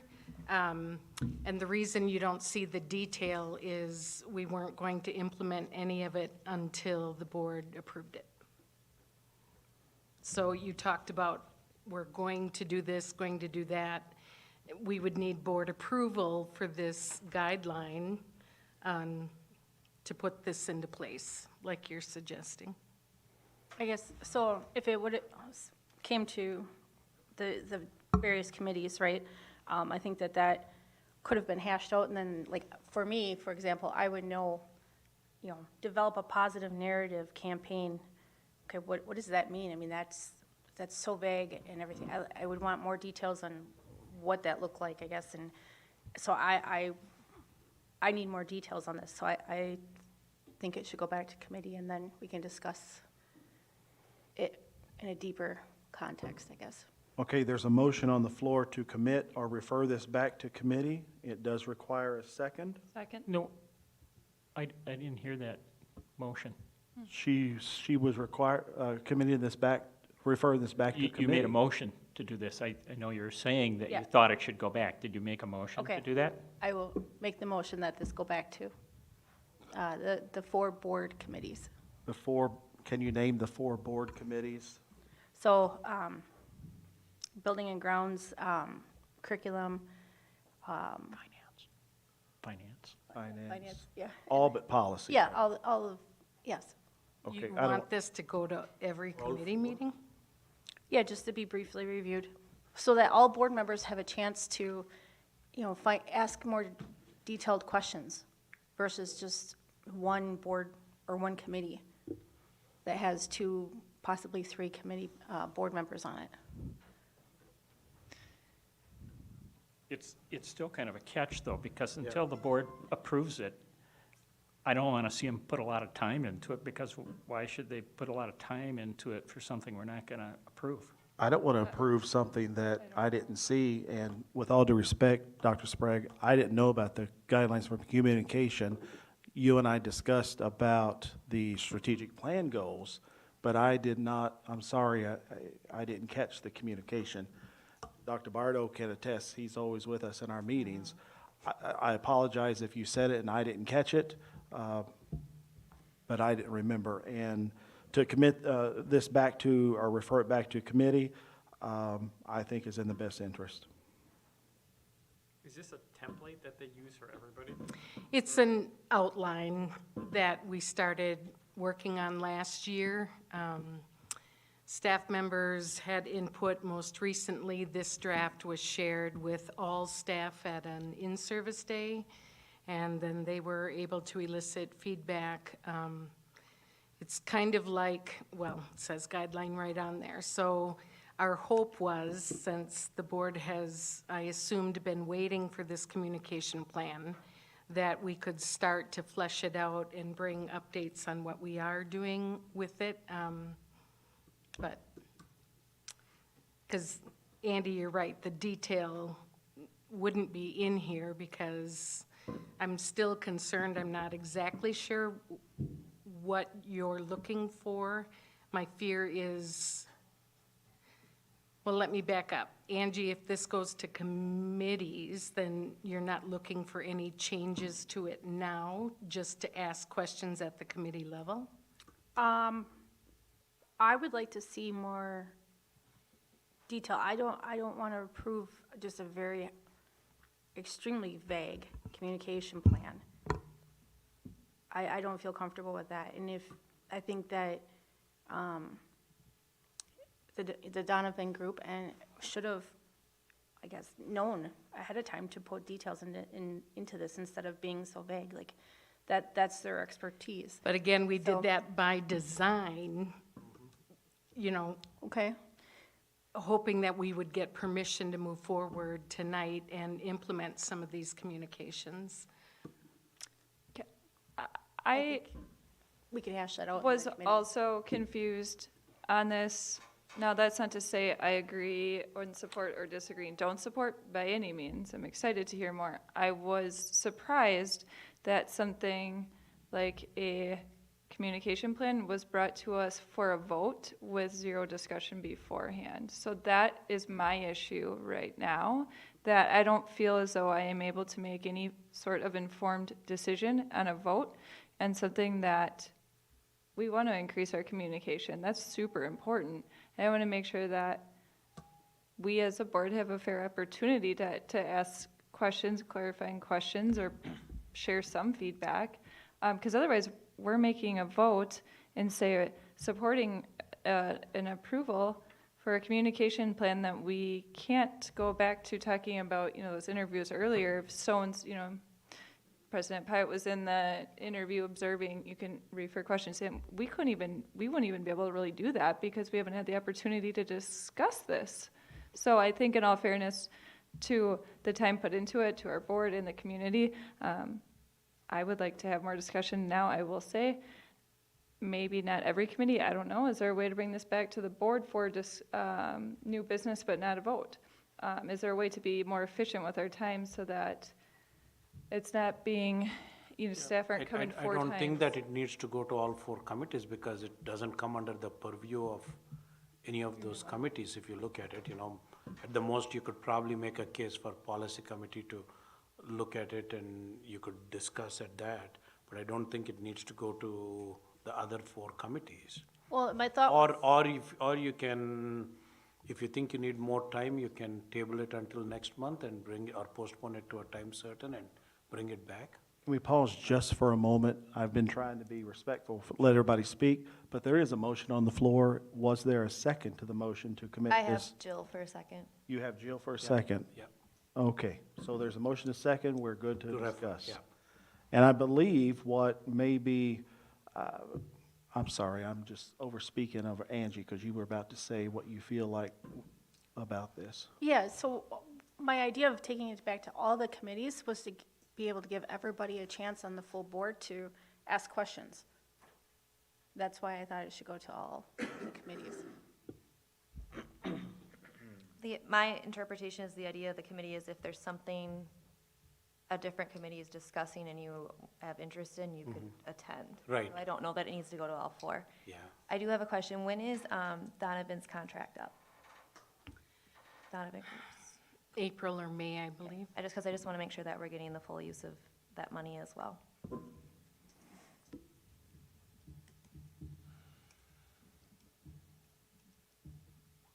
I see this, and it's not a comparison, but similar to curriculum purchases. It's pretty impactful, right? You want it to serve its purpose and serve it well, and you want to make a well-informed decision. So that's what comes to mind when I saw this on the agenda, is that. So are you making, So would you like to amend that motion that it goes to the curriculum committee? Because the motion reads that it's going to all four committees. You can amend that to where it's just going to the curriculum and instruction committee, or, there is no or, I'm sorry.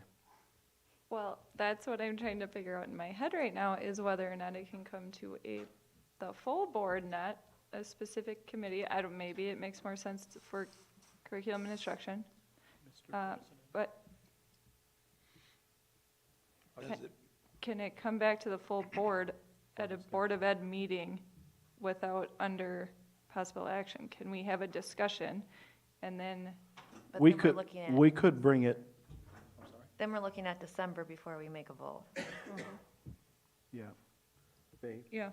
Well, Dr. Deep said about postponing to a time certain. If that's what we did and postponed it to the next meeting, that would give all board members a chance to look at it, make a decision as to questions, get those to Dr. Sprague so that she could get those She questions can come with the out answers. to all of Yeah. us. Yeah. And then have answers with them, hopefully. So if we have, you're suggesting that if we have questions to email and everybody should be on that email? No, send it to Dr. Sprague. And then That she way you sends don't it have a to the quorum. group, Okay, then she would send it to the whole group. Okay. the questions that come in. But it would not be voted on tonight? No. No, you're postponing Yeah. to a time certain. Okay. So, We're trying to do. Yes. so let's tap the brakes a minute. What we have on the floor right now is the motion to commit this to all four committees. Correct. But what is the board's thought about the postponing to a time certain?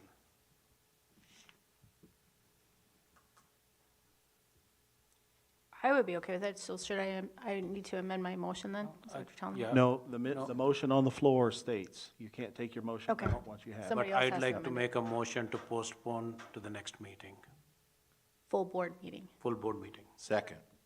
Hold on, just one second. Let's vote on the first motion that's on the We don't. floor. No, you don't, because now the postponement is a higher order.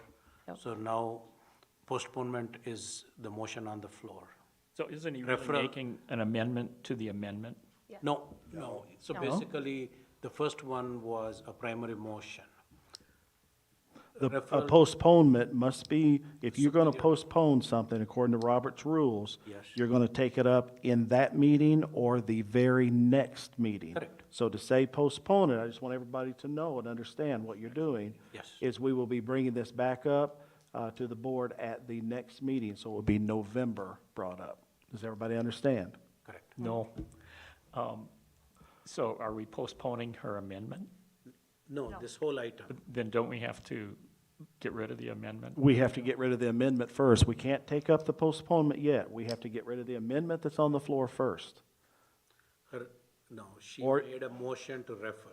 She made the motion to commit or refer To this refer. back to the I'm committee. making a motion to postpone. You can't have a double motion on the floor. No, my motion is superior to a referral.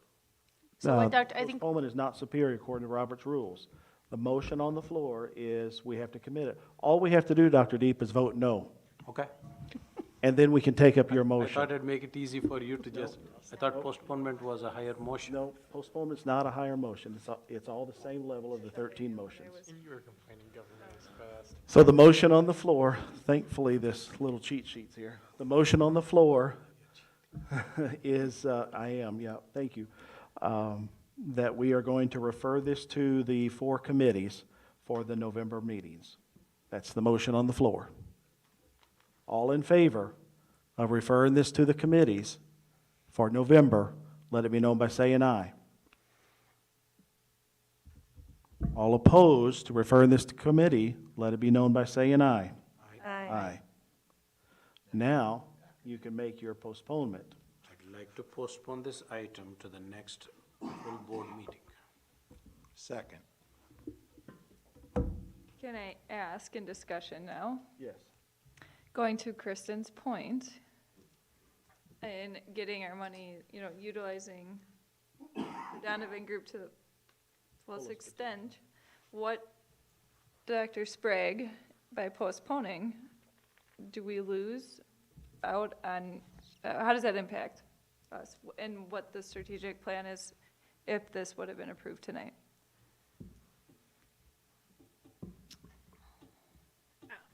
I don't think we're necessarily losing out. We're just delaying implementation, if that makes sense. Yep. So my question is, will this go to the full board as an action item? Yes. But Correct, you'll be Dr. doing Baker. some legwork before Yes. that with the questions. You have to collate them, send them out to Okay. the board members with the answers wherever possible so that Yep. they can come informed. What Dr. Sprague knows that she's got to be careful of is the walking quorum, because it might behoove you to wait until close to the meeting to send out all the questions and the answers. I don't know. We should discuss how we can do that, because you don't want dialogue between the board members and you about how things are going. What So about we with Now, every- one-on-one, they can dialogue, correct? So we would reply only to. You reply Julie, only not to Julie, yes. Reply all. The other thing I could do is take questions and then address them in the draft. Yeah. In a different color, something so you know it's a change. Okay. And then that revised version is what would be voted on. Yes. Does that understand clear what she's going to be doing? Okay, so the motion on the floor is to postpone this to the next meeting. All in favor of postponing, let it be known by saying aye. Aye. Aye. Opposed, same sign, and it carries. Item J, consideration to approve strategic plan goals. Okay, Hold so. 1 second. I know you're ready to Oh, go. yeah, I'm too. Motion. Motion, please. I move the board approve the strategic plan goals as presented. Second. Motion's made and second. Now we can discuss. Go ahead. Okay, so what you see in front of you, if you, whether or not you attended the strategic planning sessions, you would have had the updates via email after each. So what you see here is what we would call a flyer, a one-page document that talks about the 4 pillars that the Strategic Planning Task Force came up with. You'll see that the mission and vision are not changed. They remain the same based on a previous board vote. Under student engagement, the bullet points and then objective areas, you won't read a full goal there. Again, the idea is that you'd be approving the outline tonight, and then we would bring goals to you in the future. Educator efficacy was the second pillar. I know we talked a lot about student behavior at one of the meetings. So under objective areas, we fit that in case you're wondering, I wanted to point out support for student services and management, so that we're not limited to behavior, but rather every thing that accompanies students. communications, community engagement, and then finally the facility enhancement. So if an area is listed as an objective, again, this is an outline. I don't want you to vote thinking that whenever it is, next meeting, there would be 5 goals under student engagement or success. These are simply the bullet points that the task force came up with. Should this pass tonight, one of our internal goals would be to blend this with the continuous improvement plan that the board has already approved. As you recall, those 3 focus areas are student achievement, number 1, school climate, or a sense of belonging for students and staff, number 2, and then number 3, leadership. So we want to make sure we continue that work and we don't have so many plans operating that no one can keep them straight. So you're saying that we would just be voting to move this forward? Yep. Can you clarify? I get very confused with the strategic plan. Even attending sessions, there was discussion prior to the meetings, and then it got confusing as a participant of knowing what my role was and who's privy to what discussions and decisions to bring things. So when we talk now at this point, who's we in the in this process? Is that Donovan specifically or only, or does that include district? Do you, I just am confused by it. is the word "we" here when I was In discussion. speaking? Oh. And it wasn't even just specific to just right here, but We, role, Donovan, how do we tie in? Who's the we and? when I say "we," I mean the district, basically. All of the stakeholders who participated in those sessions, but then our respective schools would take that information back, and we talked about those areas. So I use it collectively. Actually, the only person from the Donovan group that has communicated with us is Lori Miller, who facilitated the sessions, and I would say she's the least vested in this. When I say we, I don't necessarily include her because she doesn't work in the district, if that makes sense. So again, one thing I noticed is that under the student engagement success area and under objective areas, we have restorative justice and SEL, social emotional learning, listed on there. I know we had discussion around this at the strategic planning sessions, and that was not on there. That was in our when we were trying to define, like narrow down the goal areas. That's where, and I have pictures of when we had all those sticky notes up on the wall, and they wrote, we wrote what we wanted the goals to be and what we thought, it should look like. Under student focus, that's where we had restorative justice. And when I say we, I mean it was the people attending. It wasn't it was not me, for example. So I take issue with having that on this document because our job is to educate kids. It is not social justice. It is not social emotional learning. And I'm not sure exactly how. If you look at that top bullet point, Angie, Yep. empower students to set and monitor goals for their academic and behavioral growth. The board actually approved the second step curriculum for social emotional learning. So we really can't help students move forward academically unless they're able to regulate. So I don't see it as either or. It has to go together. I'm going to be honest with you, I can't approve a strategic plan that says that we're going to focus on restorative justice and focus on SEL, social emotional learning. Even There are other there are other avenues to take. That just happens to be what our one administrator really is pushing, and it makes me wonder who put this together. Was it the district leadership team? Was this the PBIS team? Who was on these teams? Because I know we did not talk about that being on at this level. I didn't know what restorative justice meant. A system of criminal justice which focuses on the rehabilitation of offenders through reconciliation with victims and the community at large. So making your victims feel like what you did to them was okay.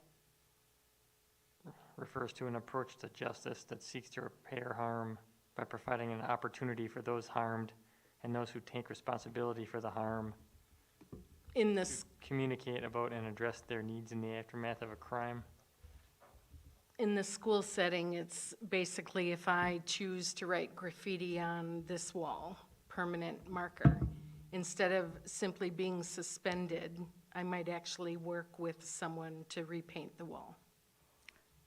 And also, what has been said is that if students are misbehaving and having behavioral issues, it's because their needs are not being met. That's the whole reason why they're acting out, is because their needs are not being met. That is very true. If you'd go to the elementary school and see some of our youngest learners who can't communicate what is wrong, that's accurate. I think that gets taken way out of context.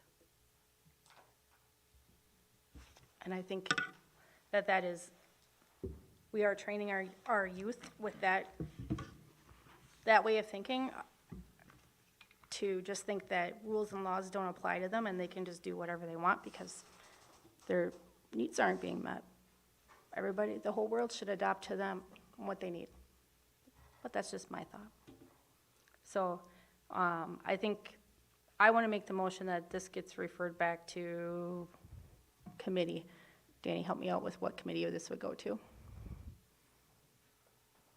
Would this be policy committee?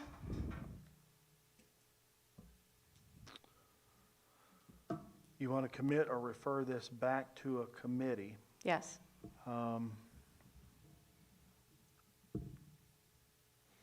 To be special ed or curriculum? It could be either one of those two or both of those. It could be the curriculum and pupil services. Okay. I think that would be the fit because it's Yep. not a special ed initiative. Right. Okay, so I want to refer it back to the curriculum committee. Okay. So you are making a motion to commit or refer this back to the curriculum committee. It Correct. does require a second. Is there a second to commit this back to the curriculum committee?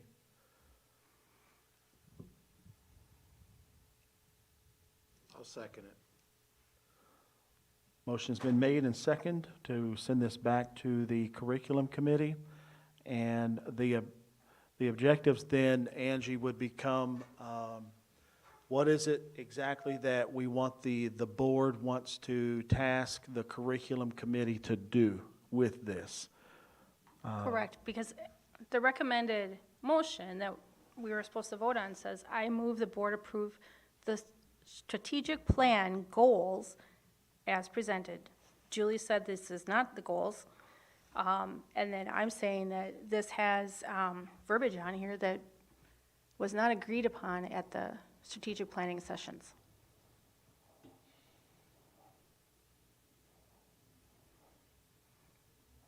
And I did take pictures of when I was at the last few planning sessions to make sure that I was able to keep everything straight, because there was a lot of stuff that we talked about, a lot of things wrote up on the wall and everything like that. So, So for example, if social emotional learning, it wasn't on one of those large Post-it papers, doesn't mean that's not the appropriate term to capture what was up there, though. It's not a one-for-one translation. don't want to, I cannot approve a strategic plan that says we're going to focus on social, emotional learning or restorative justice. So would you rather erase those two and vote on it tonight? No, I'd rather Would you take it back to committee and be able to have it list what exactly what should be on there, what the group as a whole decided, and then when it comes back to this board, I think if it's not listing specific goals, then it should not say the board is approving a strategic plan goals as presented, because that's not what this is. So if it goes back to committee, do we have those boards that Angie's talking about that the committees could look at and see if they have some other way they want to summarize things? Because I don't think you want to list everything that was on that board. No, this was a summary. I know the should. few that I went to, I honestly didn't see those either. However, when you group things together, and that's what Lori did for a lot of things, grouped it together and said, this is what this means and this is what this means. That may have been where this came from. What I would say for referring this back to committee in the event this does pass, to go back to the curriculum instruction committee, is that, Angie, you become part of that discussion for that night. So that way, I mean, you're referring it back, so you should be there to Absolutely. talk about that. I would say if possible, after that discussion occurs, then when it comes back to the board, it would be the next step, Next step, yep. instead of just approving the moving forward. So have actual goals. Yeah, Okay. so that we're not losing. Again, I want to use that time that we're Is it seeing. possible that, Dr. Spray, that we can have all the goals prior to? Well, I'm wondering if that might not be better because, Yeah. again, I thought this was a great idea, but goals would be more Specific, wouldn't they? specific. That's what I was hearing from Angie too, is the motion and, The goals. yeah, don't. So would it be possible for the goals to be at that curriculum meeting as well? And then it can be distributed to all the board members after? I honestly don't know that we'll spend much time if this isn't going to be approved then. I'd rather put our focus on goals. And to be honest with you, I mean, that would be fine with me because that's what a strategic plan is you're laying out your goals, Yep. the areas that you want to have as initiatives, and then how are you going to meet those initiatives? And that's what a strategic Again, plan is. this was the overview Right. that we were hoping to have approved so that we could get after the goals, which is what Lori said in all the sessions, so. So we could, at the curriculum committee, have this document, because this is not going to change to the curriculum committee, but you're going to have the goals there based upon this. And then from that committee is when it'll come back to us in November. And Right. I believe Mary Kay took pictures, I think she took pictures of, like, the sheets that we had, the big sticky notes that were up on the wall that we wrote on, and so she should be able to send those out to everybody on the curriculum, I believe or she the full board. did already. Terry, I think you asked for those, and so it was sent to the whole committee already. Okay. I, being curriculum instruction committee chair, am slightly still confused as to what I am hearing the conversation, and I am trying to put into place what that agenda and discussion looks like, and I feel I'm still a bit unclear. Do you want the committee to be presented with goals? So this is updated by the committee meeting with goals identified. Do you want goals identified by the committee to bring back to the board? Am I way off on both?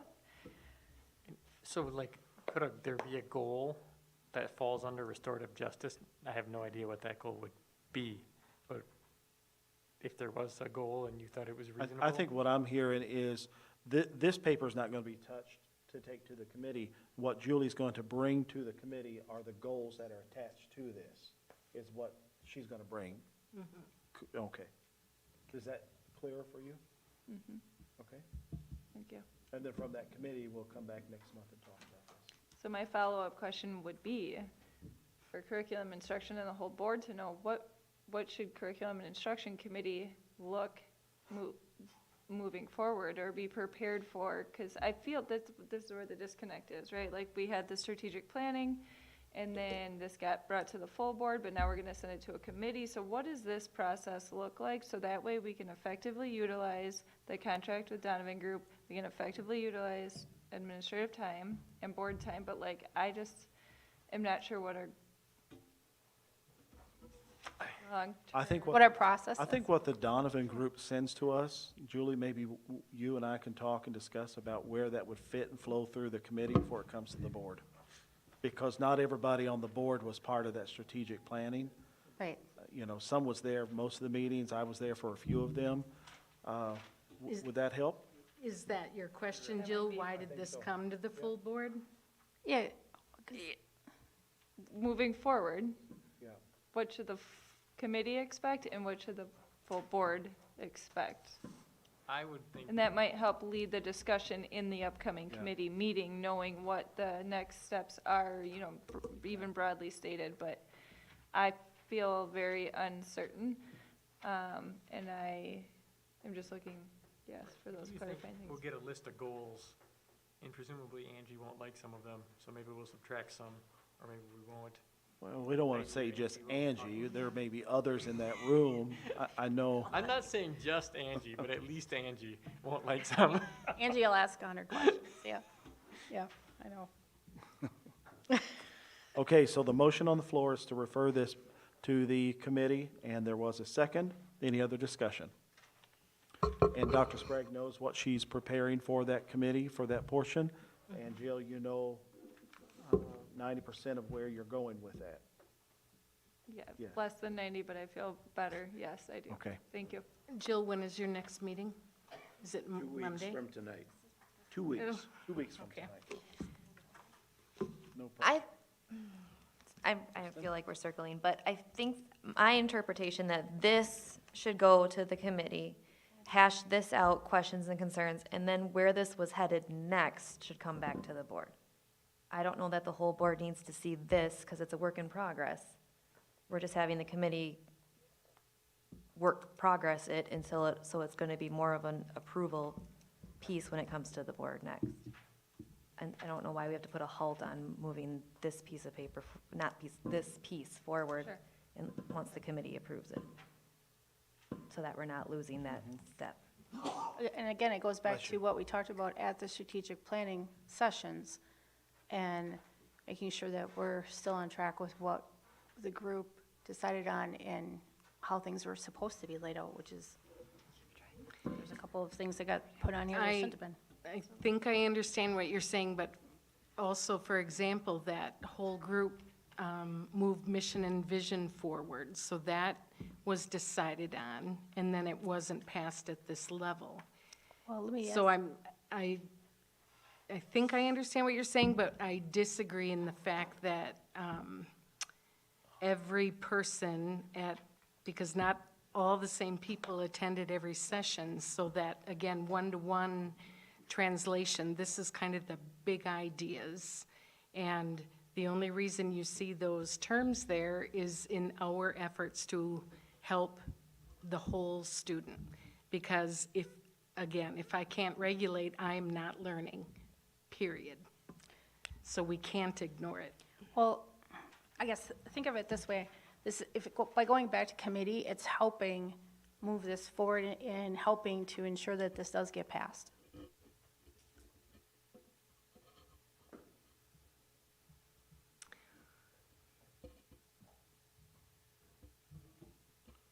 We shall see. So if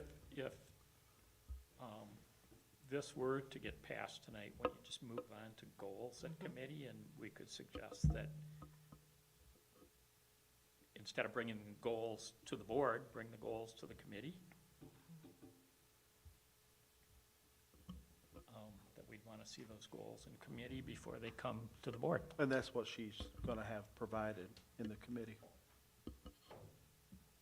That's actually how I understood it to be from the beginning, aside from the wording in the motion that states Right. goals, my understanding from the beginning was that it was brought to the board to, it with approval, then would move to the next step, which would be identifying the goals. Correct.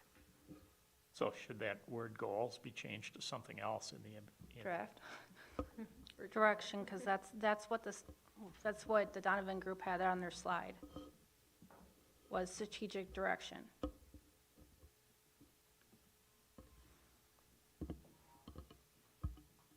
So you're saying it should be changed to strategic direction? If the motion, when we come back, if we're gonna vote on this document, would be strategic direction, not goals, direction, because that, again, Yes.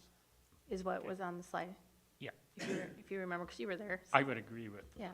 what you're saying. Yeah. Okay, the motion on the table is to refer this to the committee, and then Dr. Sprague knows what she's going to have prepared for the committee level. Any other discussion? Kristen, I'm going to ask for a roll call vote, please. Bartle. Oh, sorry. Did you? Yes. Deep. Yes. Maddock Nelson. Yes. Matt Miller, yes. Mary. No? Schreiber. Yes. Schrader.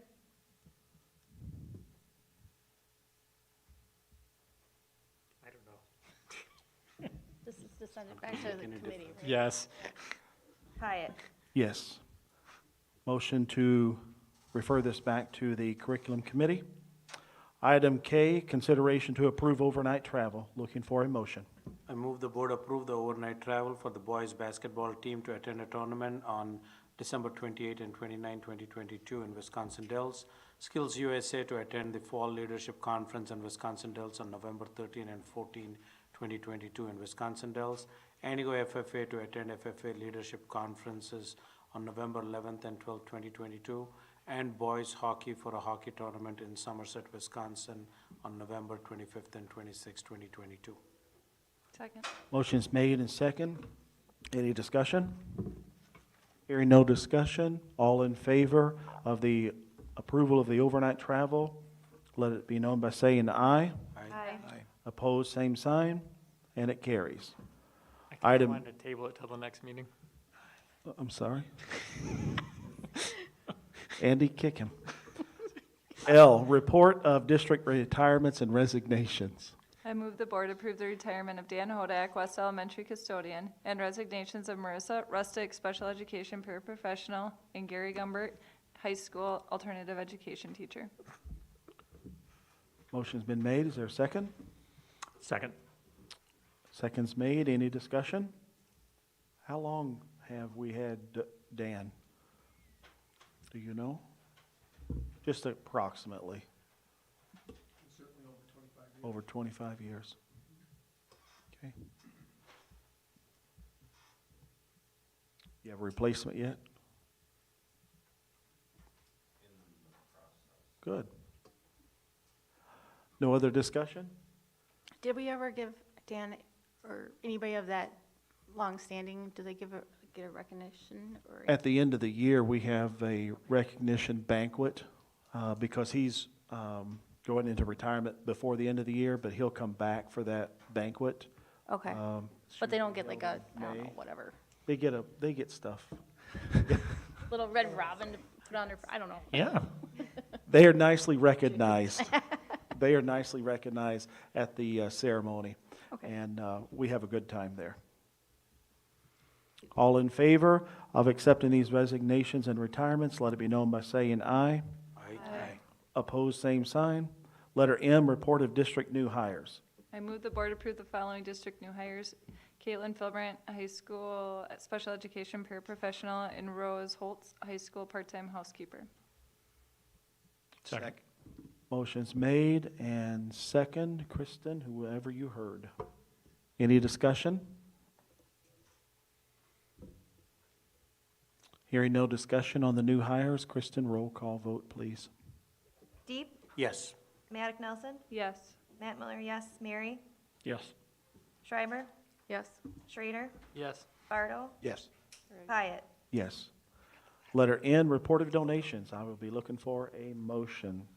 I move the board accept the following donations: $500 from John and Elsa McKenna for Clara R. McKenna Aquatic Center furniture, $928 from Community Health Foundation for Antigo Athletics baseline impact testing, $500 from Reverend Charles Hoffman for AHS marching band, $2,200 from Julie Strong Memorial for AMS track, $2,200 from Julie Strong Memorial for Environmental Education Center at Noboken, $2,200 from Julie Strong Memorial for AHS gymnastics, $500 from Antigo Tater Trot for elementary track and field day, $1,000 from Antigo Tater Trot for AHS boys and girls track, $1,000 from Antigo Tater Trot for AHS boys and girls cross country, $400 from Antigo Tater Trot for AMS tennis, $1,000 from Northern Chill Langlet Springs LLC for AHS FFA, $1,400 from Antigo Lions Club for AHS Band Rose Bowl trip, $150 from Womb Companies for AHS FCA, $100 from Michael Worman for AHS Band Rose trip, $10,000 from Andy and Leon Sheldon Charitable Trust for Clara R. McKenna Aquatic Center, and $15,000 from Andy and Leon Sheldon Charitable Trust for Clara R. McKenna Aquatic Center, for a total of $39,078. East Elementary families and friends contributed $16,247 to support our readers. They will soon receive a shipment of 1,327 books. Each student will receive 5 to 10 books plus some additional prizes for both students and staff. North Elementary also participated in the Books Are Fun program, receiving $10,825 in contributions to provide 859 books. Second. Motion's been made and second. Thank you, Tom and Donna, for raising those funds and getting those books into the hands of the learners in your schools. Awesome accomplishment. I have a question. Yes. Sorry. The Books Are Fun program, are those books that the students individually order, like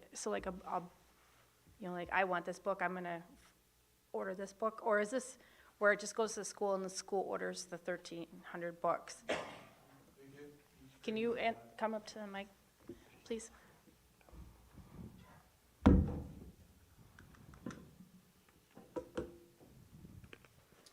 So each grade group has a preset number of books. So there isn't really students ordering books.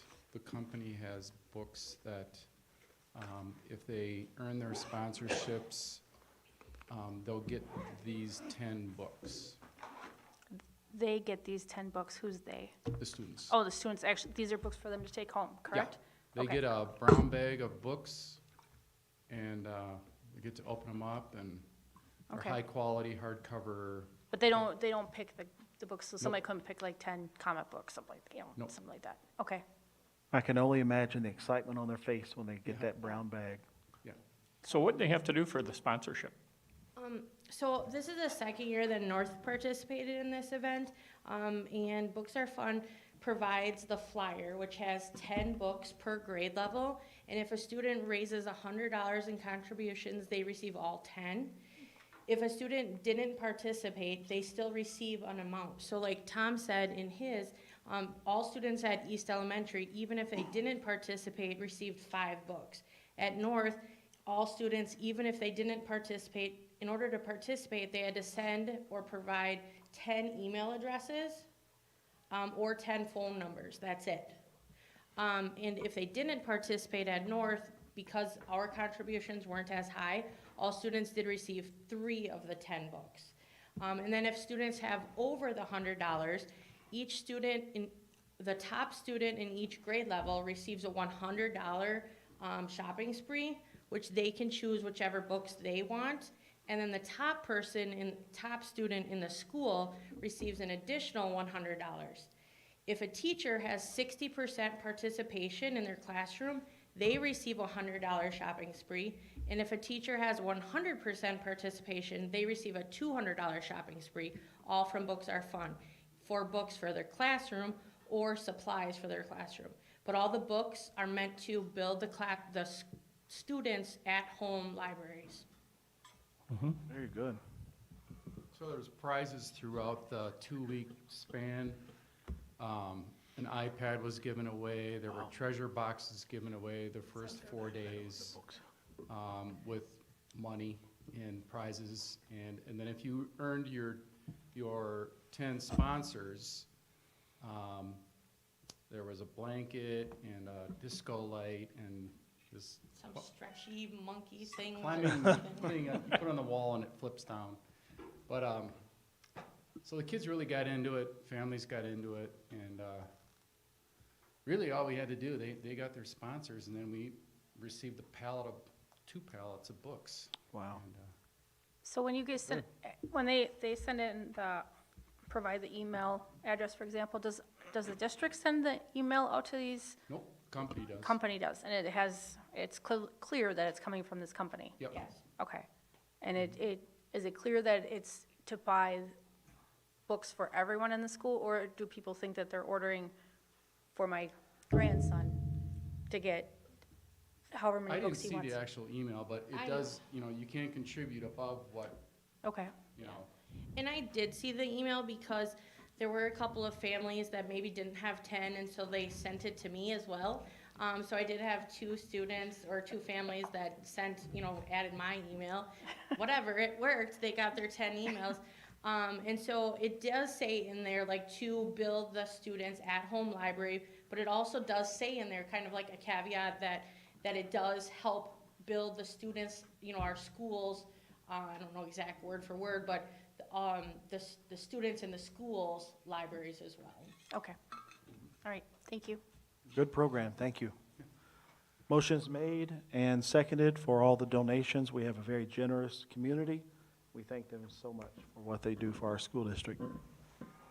All in favor of accepting these donations, let it be known by saying aye. Aye. Aye. Opposed, same sign. Before we entertain an adjournment, I just want to thank Mary Kay because she worked very diligently to get all the notes ready for Kristen in her absence tonight, and thanks Kristen for doing all of the note-taking tonight. So be sure to let her know that we appreciate her. She makes it very easy for me. Very good. Motion to adjourn? So moved. So Second. move, second. Second. All in favor, say aye. Aye. In the interest of total transparency, if the person who suggested the revisions to policy 3130 and 3120 would care to identify themselves, now's the time to do it for the story. What do you mean? They're not really revised, they're sort of. The president said he would not identify the board Oh. members. Yeah, gotcha. Oh. Um, Oh. I'm gonna give this to you. I see what you and mean. then I